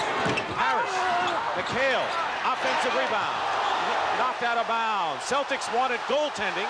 Jordan knocked it out of bounds. No call from the officials. Dick, we've seen the Bulls control the tempo of this game practically for the entire length, slow it down, and get the type of offense they wanted. And a timeout called by the Celtics. It's come down to this in the Boston Garden. Dick Stockton and Tom Heinsohn with 1:25 remaining in the final period, and the Chicago Bulls lead by 2. The timeout story and the fouls situation, which has played a major role here. Bill Walton has already fouled out for the Boston Celtics. Dennis Johnson, Danny Ainge, and Larry Bird have 5. Oakley with 5, and a host of people with 4. 4 may not be that much of a factor now unless we go into overtime. Want to remind you the final round action of the Heritage coming up next on CBS. Michael Jordan topped his first game effort. He has 52 points, and Roger Maltby has a 2-stroke lead at the Heritage. Jordan, by the way, also 16 points in this period. Celtics trying to find the matchup that can be the most productive. They try to use McHale. Corzine did a decent job on him. Now they're going to, I think, maybe go to Parish. 10 on the clock. Double on Parish. Dennis Johnson penetrates, draws the foul, and gets the basket. Big play by Dennis Johnson. Can you imagine he didn't make the All-Star team? There may not be a more clutch backcourt performer in the league all around than Dennis Johnson. As a double team, they left Dennis Johnson, and he took it to the pack, and Paxson did not get over there quite quick enough. Dennis scored, got a chance for the 3-point play. So tough as a penetrating guard because he's 6'5" and he's got that solid body. Well, he didn't take the outside shot. He took it to the hoop. He's a tough penetrator. Celtics by 1. All eyes on Jordan with 52. Short, but there's Oakley fighting inside. No foul, blocked. Robert Parish picks it off, and the Celtics, with under a minute to go, has the lead by 3. Make it 114. Now it's 3. Ainge to McHale.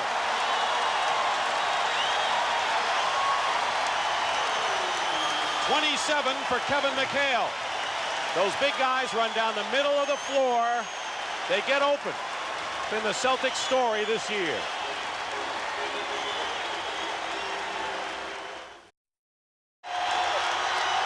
You're going to see Danny Ainge make a very intuitive play to Kevin McHale. He's going to make it look like a shot to get the defense to relax, and just lays it out there as nice as can be for Kevin McHale. What a key pass at a key point in the ball game. Next Saturday, 3:30 Eastern, and a doubleheader Sunday, starting at 1 o'clock. CBS will bring you the playoffs. Kevin McHale, the latest hero. And the Chicago Bulls have talked things over. 116 to 113, 45 seconds to go. Tommy?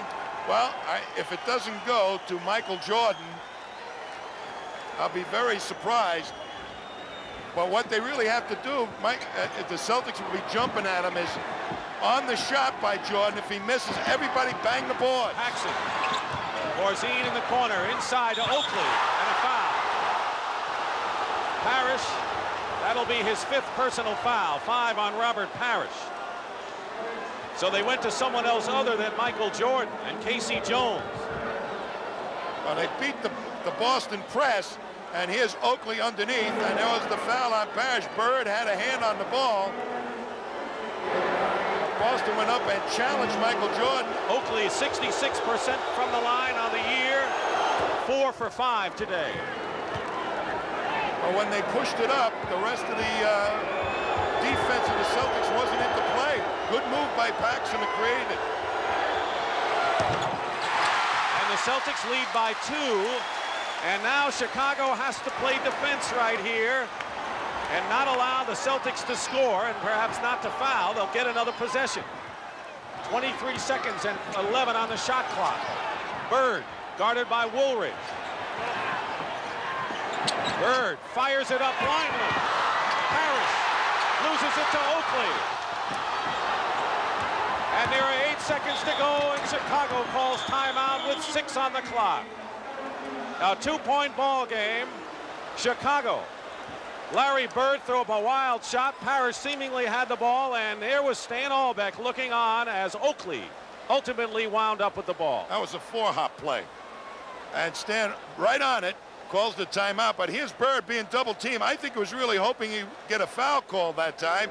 Parish has the rebound, and a nice knockaway by Jordan right into the hands of Oakley.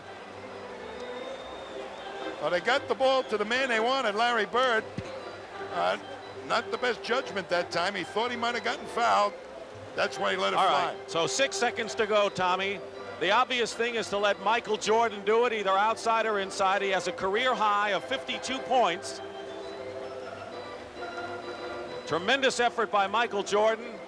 What are the options now for Stan Albeck other than Michael Jordan, or is that it? Well, he's your #1 guy that can get by a man, but all the Celtics are going to be running at him. If they can get the ball to him quickly, they'll be able to get a shot, a quick shot, and a potential rebound. More for the fact that the Celtics will be concerned about him. That's why I want the ball in his hands and hope that he makes the shot. If not, you got almost a guaranteed shot at a good rebound opportunity. Bulls have 1 timeout left. They led most of the way in this game, 11 in the first half, 10 in the second. Celtics whittled the lead. They were down by 3 after 3 period and open up a lead of no more than 4 points with 7 minutes to go and a little less than that. And Chicago fought back, had the score tied it a couple of times. They went back and forth, and now it's a 2-point game. The other question is, as Kyle Macy takes his jacket off, do you go for 3 and try to gamble and win it all here? Well, you might, because the 3-point play for Kyle Macy is an easy shot. And that penetration by Jordan might create that, but he also may make the basket himself and get the foul. I got a couple of ways they can score 3 points here. They have 1 timeout left, 6 seconds to go. Paxson will inbound. And now the Celtics call a timeout. Is there something they saw? The lineup on the inbound play, I think, and who's in the ball game. They just recognized Macy was in there, I believe, and now they said, let's talk it over what we're going to do with Macy. Now, what could they do with Macy? Now they have several possibilities for outside shots, Jordan and Macy being just 2 of them. Well, by putting Macy in the ball game, what you have is the potential of the defense extending. All right, we'll be back with the finish.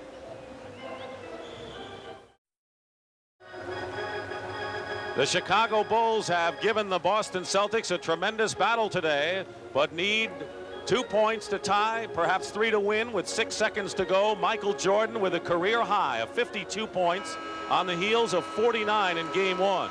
Larry Bird with 34 points and 11 rebounds today.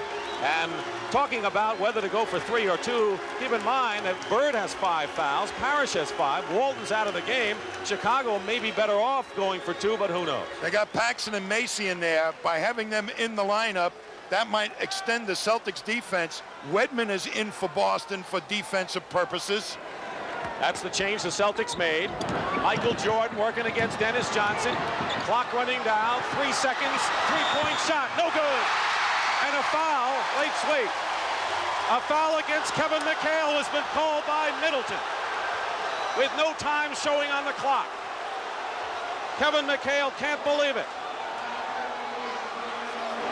Kevin McHale has been called for the foul on Michael Jordan from 8 feet beyond the 3-point line.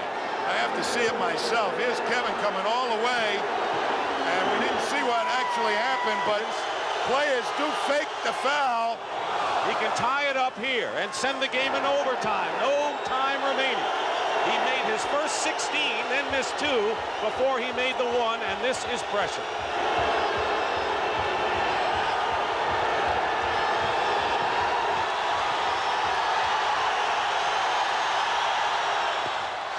Overtime in game 2 of our best-of-5 first-round NBA playoff. And the Chicago Bulls are trying to do what only the Portland Trail Blazers have done so far this year, beat the Celtics in Boston. We're going to see it. We can't really see whether Kevin McHale fouled him or not, but boy, that shot, McHale has to go out there to react. And whether the foul actually took place or not, I couldn't see because I was following the flight of the ball too. So McHale didn't think so. He was telling Larry Bird that when he went by, Jordan stuck out his arm and knocked himself down, but Stan Olbeck sees it the other way, of course. Sam Vincent had a bird's eye low view of all this, but that's an ant's view. The thing is that everyone was looking at the ball with the exception of the official. One official was checking the ball, the other one was out there. Now, if you want to know whether the officials were in position to call it, the answer is yes. Ed Middleton was no more than 5 feet from Michael Jordan when he took the shot. In any event, we're going to overtime, and Michael Jordan with 54 points, a career high, and 5-minute overtime session. Each team has 3 timeouts. Boston still has a 20. He'll jump center with Woolridge jumping against Parish. On the 4th foul, the team will get into the bonus. And the foul trouble situation becomes major now, as we have a slew of players with 5. Celtics control. Their biggest lead was 4. Biggest lead for the Bulls was 11 in the first half. McHale against Corzine, doubled with Jordan. Loses the ball. Recovers it. Bird. Ainge. And Corzine holds on for the rebound. As that double team again, they had trouble finding the open man. Kevin McHale normally is able to find and locate that open man. Jordan's 54 points ties John Havlicek for the 4th best individual single game effort in playoff history. Long range, Jordan hits it, 56 for Jordan, and that ties the Chicago Bulls all-time leader, Bob Love, who had 56 in a game.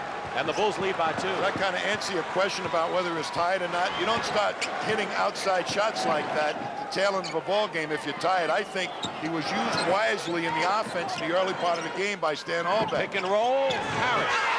Rebound by Oakley. And Chicago, with a little more than a minute gone by, with a 2-point lead and content to walk it up floor. 1-0 Celtics lead in the best-of-5. Philadelphia, Washington are tied 1-1 in their best-of-5 series. That pick and roll is working beautifully for the Bulls. Woolridge over Ainge, short. McHale clears, and the Celtics looking to tie it up. Bird, Ainge. That's what they didn't do most of the game, Tommy, run the floor. It takes willpower to create tempo, to push it at the defense. They've been playing at the rhythm of the Bulls all afternoon long. Ainge 20 points in the ball game. Bird leads with 34. Jordan is 56. 10 10 on the clock. Woolridge going in strong. No basket. They call him for the offensive foul. And that'll be 5 on Orlando Woolridge. So Woolridge and Oakley have 5 fouls for Chicago. Bird, Parish, Dennis Johnson, and Danny Ainge all with 5 for the Celtics. And they're all on the floor. Bird. Trying to feeds inside. It's still Celtic ball with 2:55 on the clock.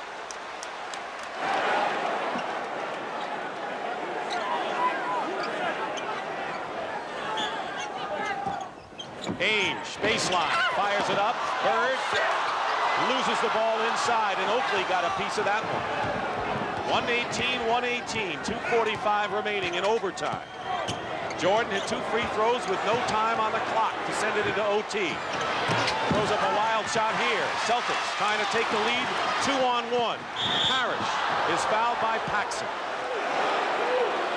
So this is where we are. Game 2, and the drama is not over yet here at the Garden. Philadelphia and Washington are 1-1. The Nets and Milwaukee play later, with the Milwaukee Bucks leading 1-0 in their best of 5, and Atlanta will take a 2-0 lead to Detroit this week in their series. The Celtics right now on that defense were trying to disrupt the rhythm of the Bulls offense by doubling people, taking the ball out of the hands of the people the Bulls want to have the ball. Michael Jordan, Woolridge, and it's creating a little confusion for the Bulls. They're not going to get the good shots, it looks like, but Boston has to convert. 1-point lead for the Bulls. Jordan and Johnson fighting for the loose ball. You want to talk about macho pride for offense and defense right there. And the Bulls will have it with 17 seconds on the clock, leading by 1. Check that, the Celtics lead 119-118. Free throw by Parish, the difference right now. Woolridge going up strong, and it's Chicago now, 120-119. Sit back and watch this one. They're taking shots at each other. Haymakers. This crowd is quiet. Parish lost it to Corzine, and under 2 minutes to go, Chicago with a 1-point lead and the ball. This is a team that lost 52 games this year. Worst record of any team in the playoffs. Celtics with the best record in the league, 67-15. They're this close. 3 on the shot clock. Jordan, basket, good, and a foul. And a big basket for the Chicago Bulls. And Jordan could give them a 4-point lead. 58 for Michael Jordan. Why isn't he tired right now? Well, 2 things, I think. 1, he missed a great portion of the season. He doesn't have the normal fatigue. And 2, they used him very wisely in the offense in the first part of the game. Dennis Johnson has, let's see, fouled out of the ball game, and Jerry Seasting has come in. He fouls out with 15 points. 59 for Michael Jordan. Second best playoff ever in a single game to Elgin Baylor's 61. We could see an all-time record established. Seasting in a crowd. Fall away. Basket good and a foul. Jerry Seasting with 3 or 4 men on him, and he's only 6'1", made a big basket for Boston. And he did something that the rest of the Celtics have not been doing. He faked when he got into the defense, lifted people, and then took the shot. Smart play by Jerry Seasting. Foul on Jordan is 4th. Seasting misses the free throw. Parish and Seasting each have missed 1 important free throw here. Otherwise, this game would be tied. Final round of the Heritage coming up after this game. 123-121 Chicago in overtime. Jordan. And Bird got a hand on it. Great play by Larry Bird as he anticipated the pass out by Jordan. And the Celtics are looking to tie or lead. Bird. Foul. That was the only play Chicago had, and even the Celtics are off their chairs. Here he comes, Bird cuts off Jordan at the baseline. They turned him loose, pushed him underneath the basket. The ball, a pass out, hit the net, so it ends up in the hands of Robert Parish. But I'll tell you this is one rugged overtime period, and 4th quarter, I'll tell you, they're going at each other physically. They're banging. Chicago calls a timeout, and Parish has one free throw to try to tie it up with 59 seconds to go in OT. Michael Jordan, 59 points. Elgin Baylor, the all-time single-game performance of 61. That's ever against the Celtics, regular season and playoff. And Baylor's 61 was against the Celtics in a playoff game in April of 62. And that's the top performance in a playoff game, and Jordan is 2 points away from that. Meanwhile, Robert Parish is on the line with one free throw to try to tie the game now. Well, they put the freeze on him, trying to chill him down. Let's see if Robert responds to the challenge. He had one of two before, makes them both here. They're tied at 123, 59 seconds to go. They were even at 116 apiece in overtime going into the session. Jordan over Ainge. Bird the rebound. Celtics with 20 on the shot clock. And it's knocked away from Bird. He recovers. Looking for anything, even a foul. Goes up, and he travels. Larry Bird traveled. And to Chicago's credit, they surrounded him in a hurry. Well, they were poking at the ball, and Larry really was looking over both shoulders to see where they were coming from, and that's what caused the walk. 21 on the shot clock, a 13-second differential. And the Bulls with a chance to take the lead. Woolridge against McHale, going in against both. Tipped up and in, and it was Corzine with the tip in. And with 22 seconds to go, the Bulls lead again, 125-123. And the Celtics will call a timeout and 15 seconds to try to tie it or win it in a fantastic playoff game from Boston Garden.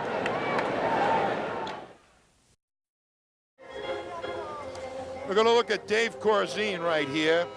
Robert Parish is supposed to block him off the boards, but he gets mesmerized by the penetration, and he lets Corzine step inside, and he uses it to good advantage for a beautiful key tip in to put the Bulls ahead by 2.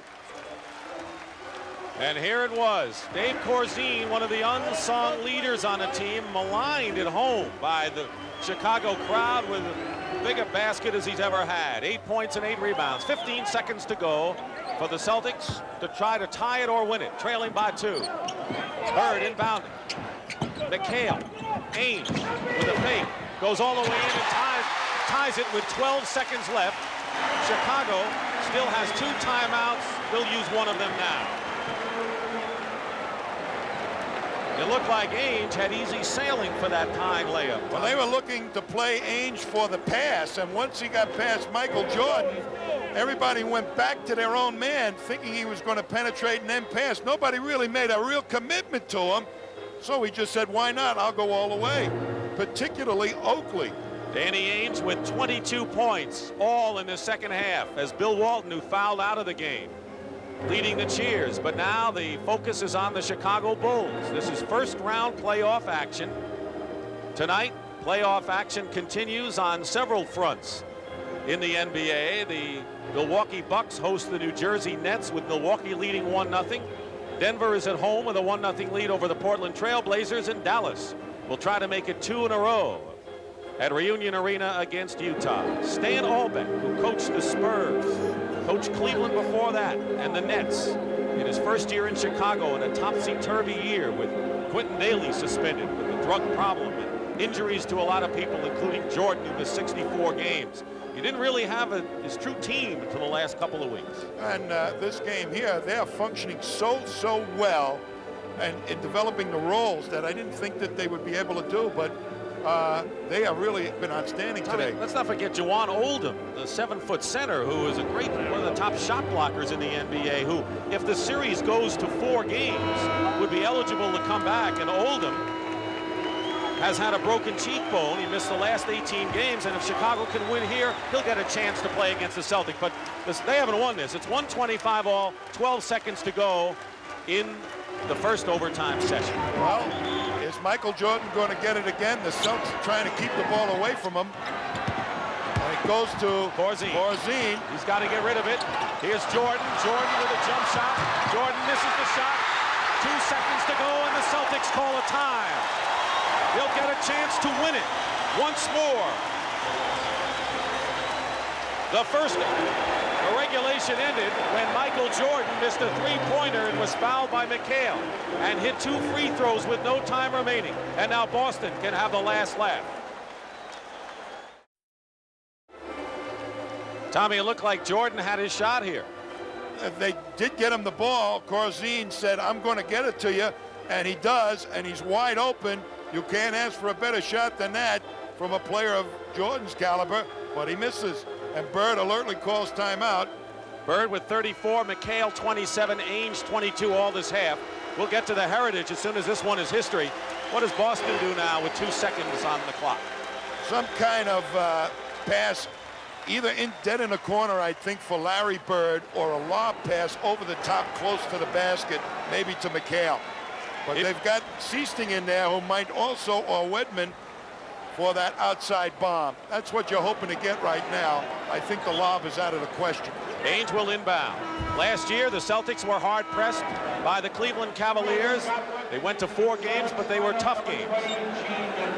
Banks comes in the game, replacing Oakley. For quickness purposes, to get out there against the outside shooters. Ainge will inbound. Bird has it. 1 second to go. If it counts, it's over. And we go to second overtime. Larry Bird coming off a screen. Had the same kind of a shot he hit on that wild three-pointer, and we go to double overtime here at Boston Garden. The score, 125-125. He slips right behind the defense and gets in there. They go to double team him, but Woolwich was right on his shooting hand. And he back rims it. I mean, those are prayer shots, of course, but both teams had their best shooters, best players taking that outside shot. Neither one made it. Watch it from another angle. There's Woolwich right on the shooting hand. Tommy, I know that we're not into the finals and the drama of the finals, but you know, this is kind of like the shades of the Boston Celtics and the Phoenix Suns in a 3 overtime game that you remember. Remember that one? I remember it very well. I'll tell you, I fainted in the locker room after that one. I don't think it's going to happen to me tonight. No, you won't faint because you're in good shape right now.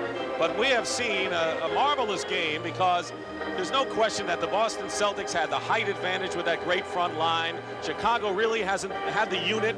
And, you know, while we give the Bulls a lot of credit for staying in and sending this game to double overtime, they had many chances to win, and the Celtics just would not allow it. And they've been the team that has been in more foul trouble than the Bulls today. I think the Bulls have played the game exactly the way they wanted to. The Celtics were not able to break the rhythm of the tempo of the game that the Bulls established. Never got pace into it, never got any easy baskets. The Celtics sometimes feel that we've got the best low post players to go to all those matchups. We'll win it that way. It didn't work out that way so far. All right, now we go to a second overtime. Now, as the game goes on, is there any kind of emphasis that maybe shifts when you get into a second 5-minute session? Well, I think right now Danny Ainge is saddled with 5 fouls, and if he ends up fouling out, one of their good outside shooters goes by the boards, and then Rick Carlisle or somebody else maybe will have to come in, David Thirdkill, to try and play Jordan, and that could be a big The factor. inside game, I don't see any of those guys fouling out for the Celtics. Walton has fouled out, as you look at Red Auerbach and Don Gaston.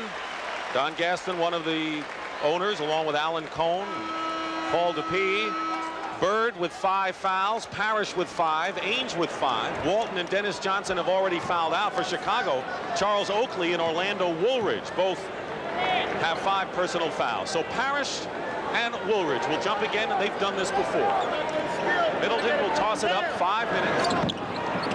3 timeouts apiece. Boston still has a 20 that they have at their behest. And penalty and bonus on the 4th team foul. And they're going right at Danny Ainge, it looks like, or try to. Ainge is guarding Jordan inside right now. Oakley comes outside. Now Woolridge gets it into Corzine, and Bird steals the ball. Came around, snuck around, and knocked it out of the hands of Corzine. They had Michael Jordan posting up Danny Ainge, and they turned that option down. Bird, 3-pointer from the corner. Oakley, all Chicago red shirts underneath, and now the Bulls will slow it up and set it up here. Michael Jordan has 59 points, and the most points scored in one game ever in the playoffs is 61 by Elgin Baylor. Jordan missed. Corzine loses it. Here comes Ainge as Bird gets it out to him. Paxson is back. Seasting open. Woolridge, a good play to get to him. A minute gone by. Bird hits, and the Celtics lead, and it took 1 minute and 5 seconds to do it. Seasting, real good poise to hold up and find Larry Bird. 36 points for Larry Bird. Seasting on Paxson. McHale giving Woolridge that shot. Woolridge going into the hoop, doubles with Bird and scores nonetheless. And 24 points now for Orlando Woolridge, and we're tied. Well, they're saying, Orlando, you're going to win it for us in the second overtime. Let Michael take a little blow. Speaking of Orlando, he's on Bird. Great inside move. Ball knocked away, and it was last hit off of Woolridge, who was out of bounds. So the Celtics will maintain possession. 12 seconds on the shooting clock. Oakley, Corzine, Jordan, Paxson, and Woolridge are out there for Chicago. Parish, Bird, Seasting, Ainge, and McHale from Boston. Bird, double him in a hurry. Seasting is open. Celtics by 2. Now that is absolutely the wrong guy to leave on a double team right now, because Bird is going to look for him. And a little trap action defensively by the Celtics, but Paxson brings it across. Under 3 minutes to go in the second overtime session. We were 116 apiece after regulation, 125 all after 1 overtime. Corzine, no basket, traveled before the shot. He moved that back foot, and now the Celtics with a 2-point lead and possession. Little pick and roll play is causing the Celtics trouble. They're switching onto Michael Jordan, and Corzine is getting a mismatch against the little guy. McHale, Seasting all alone in 3-point territory. Bird coming out. Bird throws it away. Long pass, Woolridge. Woolridge in a crowd, blocked by McHale. Loose ball out of bounds. And it's Celtics possession. You know, Tommy, you wonder whether the Celtics, looking for 3 points, are saying to themselves, we've had enough of this Chicago team. Let's just blow them out here. Well, they got to go find some place to get that shot. Seasting's the guy. They should be looking on a double team. McHale finds Seasting. Quick pass. Good one. Ainge. Timeout, Chicago.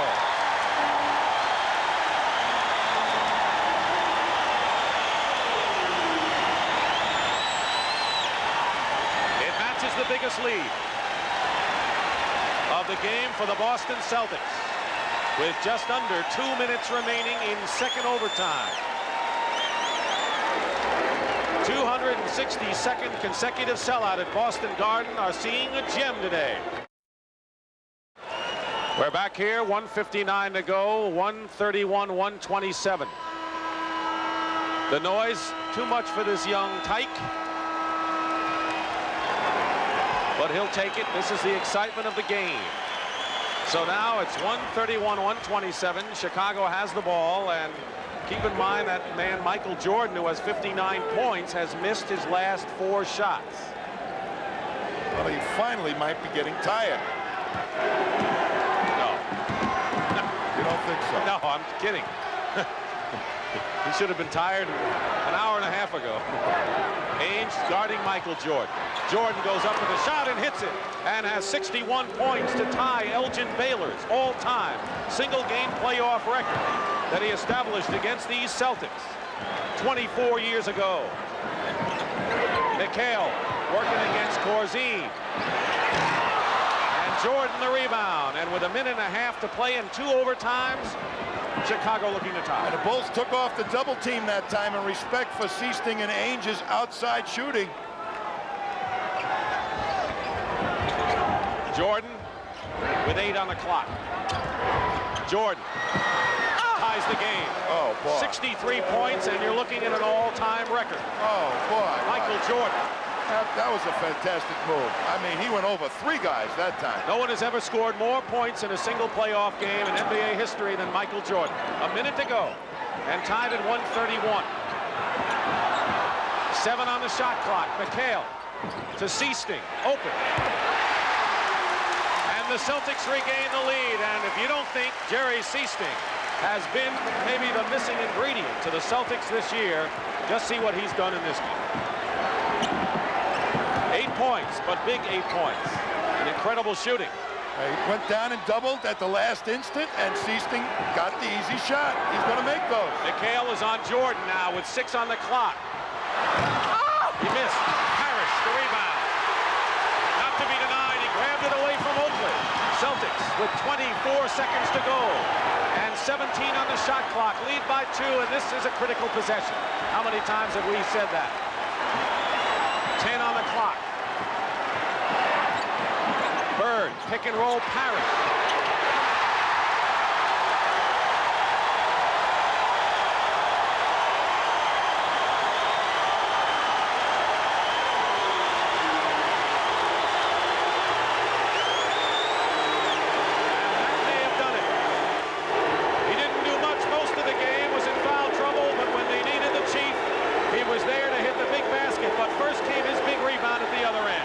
Tell you, a big rebound, and somebody hit him at the ankles, I think. The great timing, and as Oakley going down, getting his foot trapped, got it up the court. A little pick and roll. He goes strong to the hoop and just straight up with it. That's pressure basketball, making the big ones when they count. They got 9 seconds remaining to the Bulls and 1 timeout, and they need 2 possessions, really. A 3-pointer, and they need a possession again. I was very impressed with the real confidence of Jerry Seasting at key points. It's going to give Casey Jones, if he hasn't already got a world of confidence in Seasting, to use him in real key situations down the stretch. He might end up in the playoffs being the designated double team breaker when the Celtics really try to exploit that inside game. They'll go to Chicago to play what the Bulls hope, if they do not come back and win this one, 2 games at Chicago Stadium. It's a best of 5. The Celtics are 9 seconds away from taking a 2-0 lead, but they won't escape out of here without the fight of their lives, especially on their home turf, where they have lost only 1 time all year. Washington and Philadelphia are tied 1-1 in their series. Atlanta has a 2-0 lead over Detroit, and Milwaukee will try to take a 2-0 lead over the Nets later tonight. Next weekend, we'll be with you Saturday, 3:30 Eastern, and then a doubleheader Sunday, beginning at 1 o'clock Eastern, as the NBA playoffs on CBS continue.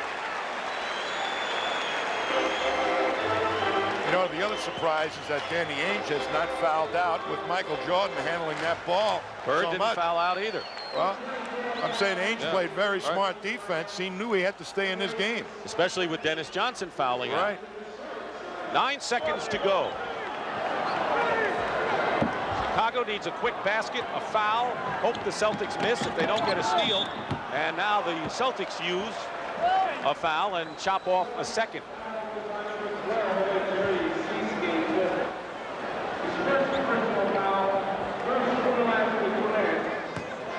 Next foul will result in the bonus, so they had 1 foul to give in the overtime. Paxson looking inbound. Woolridge, 6 seconds. Woolridge for 3, way short, throws up an air ball, and the Celtics will have it with 4 seconds to go. And a hard-fought victory for the Boston Celtics to take a 2-0 lead over Chicago in their best of 5. Our Miller Lite most valuable player of the game is Michael Jordan with an all-time record 63 points in a single playoff game. Coming up, final round action from the Heritage. So for Tom Heinsohn and Pat O'Brien, Dick Stockton saying so long from Boston Garden. The final score, the Celtics 135, the Bulls 131. The NBA on CBS has been a presentation of CBS Sports.